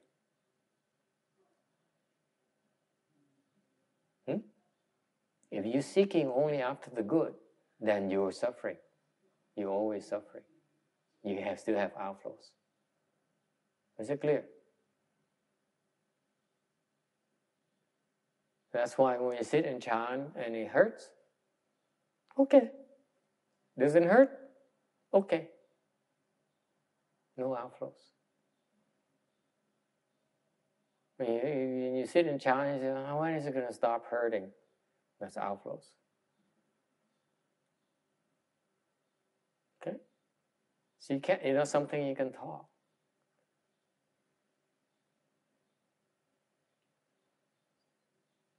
This is where talking doesn't help your cause. Questions? Ai thắc mắc gì không?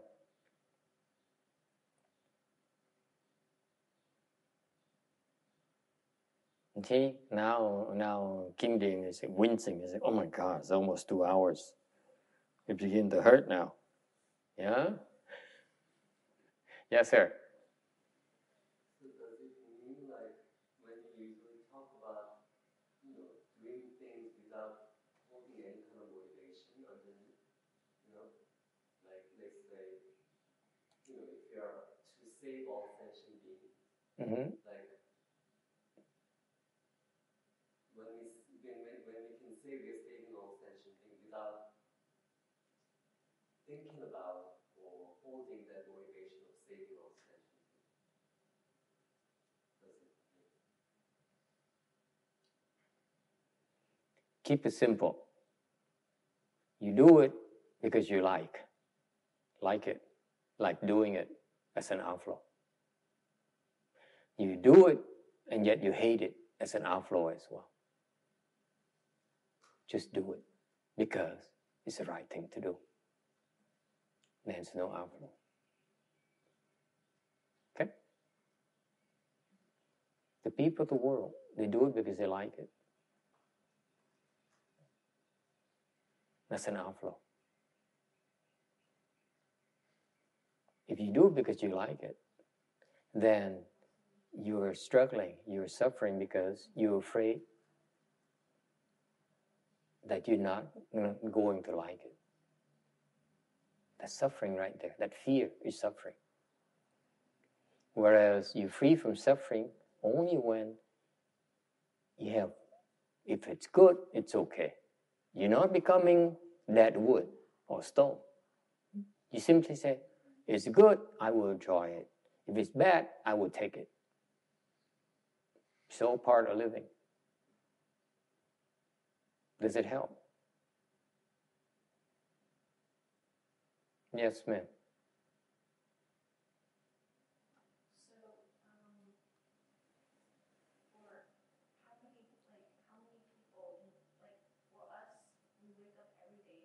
Mm-hmm. I mean, is it possible for us to execute that right now? Why not? Things with the outflows? Or that yes. we're pretty much doing things with outflows on the phone? You can do things without outflows. By training yourself. How do you get to doing things without outflows to without outflows? How? I think that's what you're trying to ask, right? Right now, you do things with outflows. You come to the temple because you like it, right? Yeah? Say yes. I'm offended by this. I don't like this. Okay? So, of course, we go from with outflows because you do things that we like it, right? Let's face it. We like it. That's what we do. And the more we like, the more often we do it. Let's face it. Okay? So how do you get to doing things without outflows? How? Yes? I guess I'm asking a level where how do we know we're doing things without outflows? Right now you're doing things with outflows. I'm glad you asked. How do you know? Just know right now you have outflows. Lots of it. Lots of it. Okay? That's reality. You are with outflows. 1, 2, 3, 4, 5, 6, 7, 8, 10. Okay, all outflows. So far so good. 同意不同意？你这所做的都是有漏。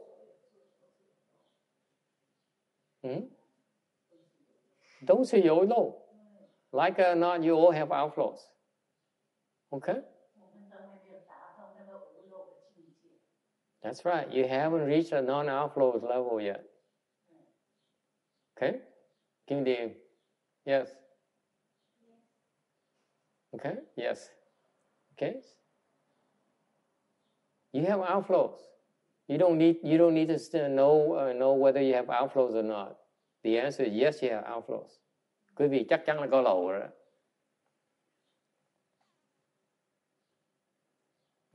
The only way you know that you have no outflow is that it's good, it's okay.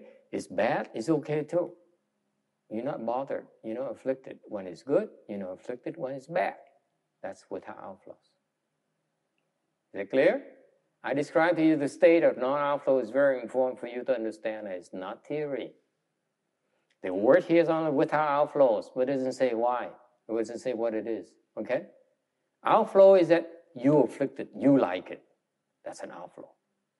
You like it a lot. It's a bigger outflow. So far, so good? That's by definition. Without outflows doesn't mean you don't like it. Not at all. Cái lậu là cái vị thích là lậu, mà thích nhiều là lậu còn nhiều hơn nữa. Okay? And vô lậu nghĩa là sao? Yes. That's right. You're not attached to the liking, nor to disliking. You're not attached to the pleasant, nor the unpleasant. That's without outflows. It doesn't mean you don't experience unpleasant thing anymore. It doesn't mean that you don't like the pleasant things anymore. It's just that it happens. That's the way it is. You're supposed to have a good meal today. So it is. Don't have to look for it again tomorrow. That's an attachment. If you say, today I'm going to have a good lunch, but I don't want to have good lunch because then I like it, then it's an outflow because you're rejecting a good lunch. Aren't you? See? What do you mean, If it's a good thing, it's a good thing. There's no need to reject it. but don't attach to it. When it lasts, enjoy it. When it's gone, gone. No need to attach. You're not dead. You're not stone or wood. If it's pleasant, of course you know it's pleasant. Of course it's enjoyable, but don't attach to it. Doesn't mean you cannot enjoy it. You say, oh, I feel guilty. I should not supposed to be enjoying this. That's what? An outflow. If it's enjoyable and you don't enjoy it, that's an outflow. Is it clear? Does it help? This is a misconception about what people say. So therefore, all the Caucasian or the new people who are new to Buddhism, I say, but then Master, does it mean I cannot enjoy myself? I say, yeah, no, you cannot enjoy yourself until forever. Yes. What I'm trying to say is that we naturally are attached to it. We naturally respond to it. Ah! Oh, I'm glad you asked. So does that mean that it takes a conscious effort to not be attached to it all the time? To practice? Ah, very good. You should come to lecture more often. Cái câu này hỏi rất hay. Nhưng điều bản tính tự nhiên quý vị là chấp vào cái sung sướng, đúng không? Làm sao mình không chấp bây giờ? How can you detach from the pleasurable now? How can you detach from pleasurable now? Tell me. Huh? Come on. Quickly. How can you let it go? Your husband just gave you Mercedes-Benz. You gonna let it go? You gotta be crazy. Give it to me. Diesel. Not that, that guy's kind. That Toyota, Yeah. Yes? How do you get rid of that? How do you undo your attachment to the pleasant? Làm sao mà bỏ cái sướng bây giờ? How?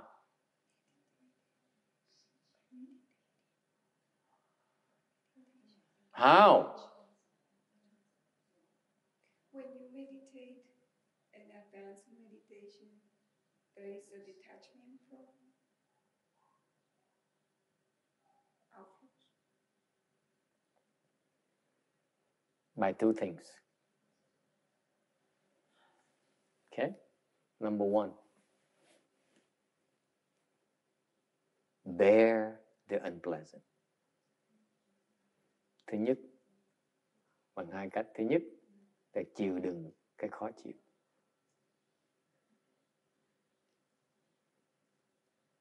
You have the right idea, but you don't have the whole picture yet. The first thing you need to learn to do is to bear the unpleasant. Phải chịu đựng cái khó chịu. That's the first thing that has to happen. Okay? If you bear the unpleasant, that's what happens. Then it's easier for you to detach from the pleasant once you can bear the unpleasant. That's the secret of cultivation. Cái này là cái bí mật của cái tu luyện. Quý vị phải bắt đầu bằng cách là chịu đựng cái khó chịu, nhận cái khó chịu. Một khi quý vị nhận khó chịu được rồi á, thì quý vị mới có thể xả được cái dễ chịu. It's much easier to let go of the pleasant after you're able to bear the unpleasant. That's the secret. Cái bí mật là đó. Quý vị có thể xả được cái dễ chịu dễ dàng hơn nếu như có thể chịu đựng được cái khó chịu. Yes, sir. So that should be more the focus of practice, shouldn't it? Bearing the unpleasant. You have to learn to train yourself to bear the unpleasant. The sleepiness, the pain, the hunger, the thirst. Why do you think Buddha spent 6 years? He says, oh, I figured it out. I don't need to go that far, but there is a need to do that. See that? He says, Bear the unpleasant for 6 years in a snow mountain. But there's moderation. Don't overdo it. That's the message. Isn't it beautiful? I don't think anyone ever taught you that, explained it to you that way. You read all the nice books, they don't explain to you that way. Vì thấy không? Đức Phật á, cuộc đời của Đức Phật tuyệt vời. Đức Phật á, tu khổ hạnh ở trong tuyết sơn á, 6 năm trời. Nhìn khác, chiều khác, chiều đói, chiều lạnh, chiều nóng, chiều muỗi. He bear the heat, he bear the cold, he bore the cold, he bore the insects, okay? He bore the thirst. He bore the hunger. And then he saw, yes, this is important, but not to this extreme. Okay?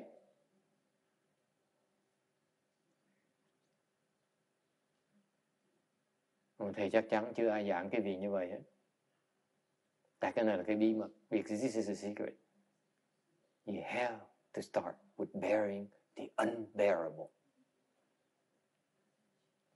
Đó là bí mật của Phật đó. Phải bắt đầu với nhẫn cái mà không thể nhẫn được. Yes.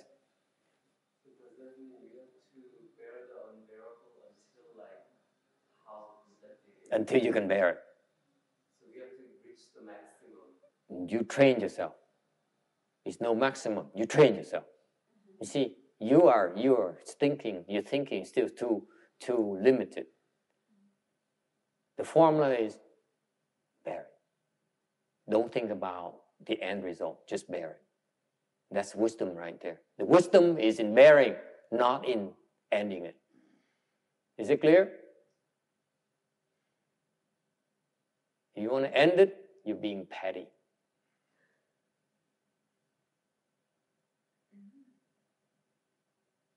Isn't it beautiful? That's the secret. To detach from the pleasurable, that's how you do it. And if you do it, then that's what you talked about. You gain samadhi power, and with that, it stabilizes your detachment.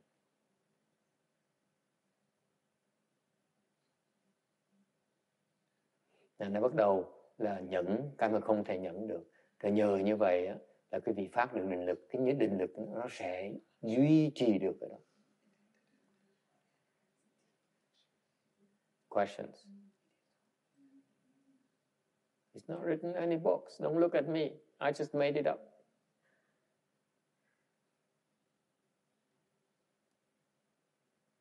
Không có sách nào biên như vậy hết.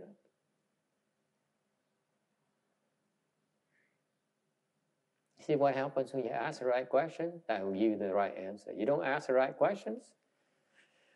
I take the secret to my graves.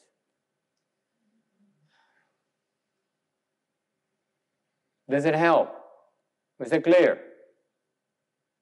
It's that simple. Just bear the unbearable. That's all.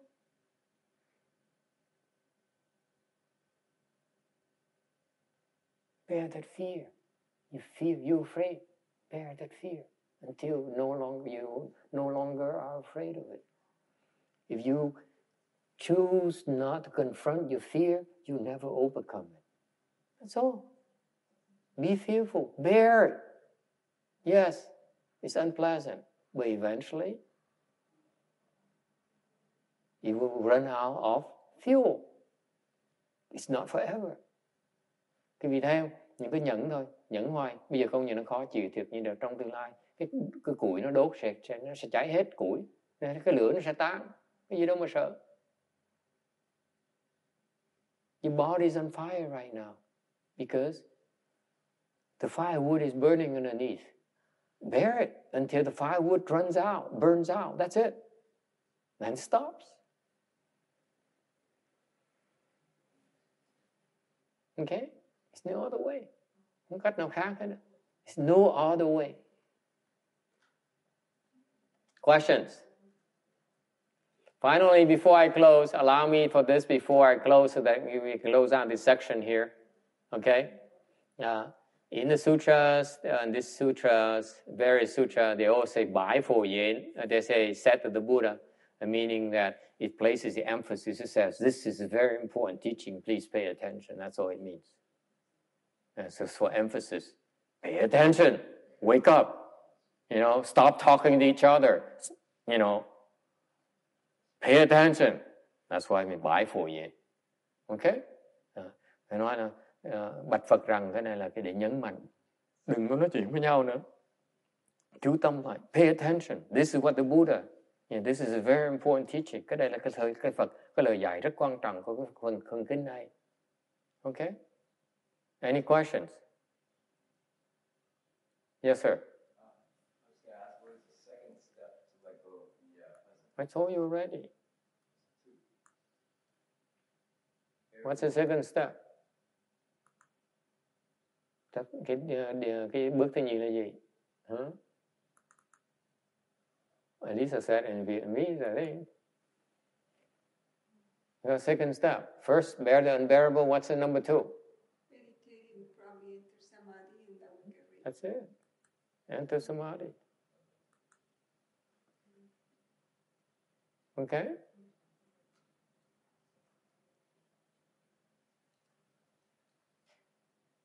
All right. We'll stop here today. Thank you. Let's do the rebirth transference, huh?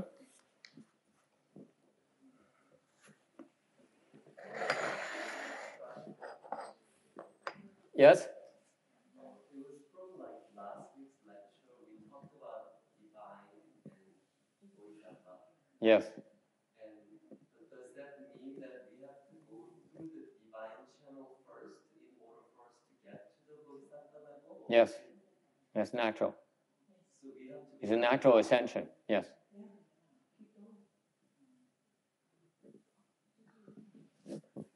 Go to the divine naturally, and we will surpass the divine. The divine is very desirable. It's going to seem even higher, much more desirable when you go beyond it. Okay? So much more desirable than the divine. Then you look at the divine as low level when you reach higher levels. Because when you have the blessings, you realize something higher called, the arhatship or the sagehood, which is divine. You look at divine as common, as ordinary, no longer divine. But it's still divine because you use the divine to separate that state from the humankind, which is not divine. Is it clear? There's many more gradations above the divine. Divine is still with outflows. Yes. Still with a lot of outflows because it's too pleasant. They're seeking the pleasant. That's why it's outflows. All right. Thank you.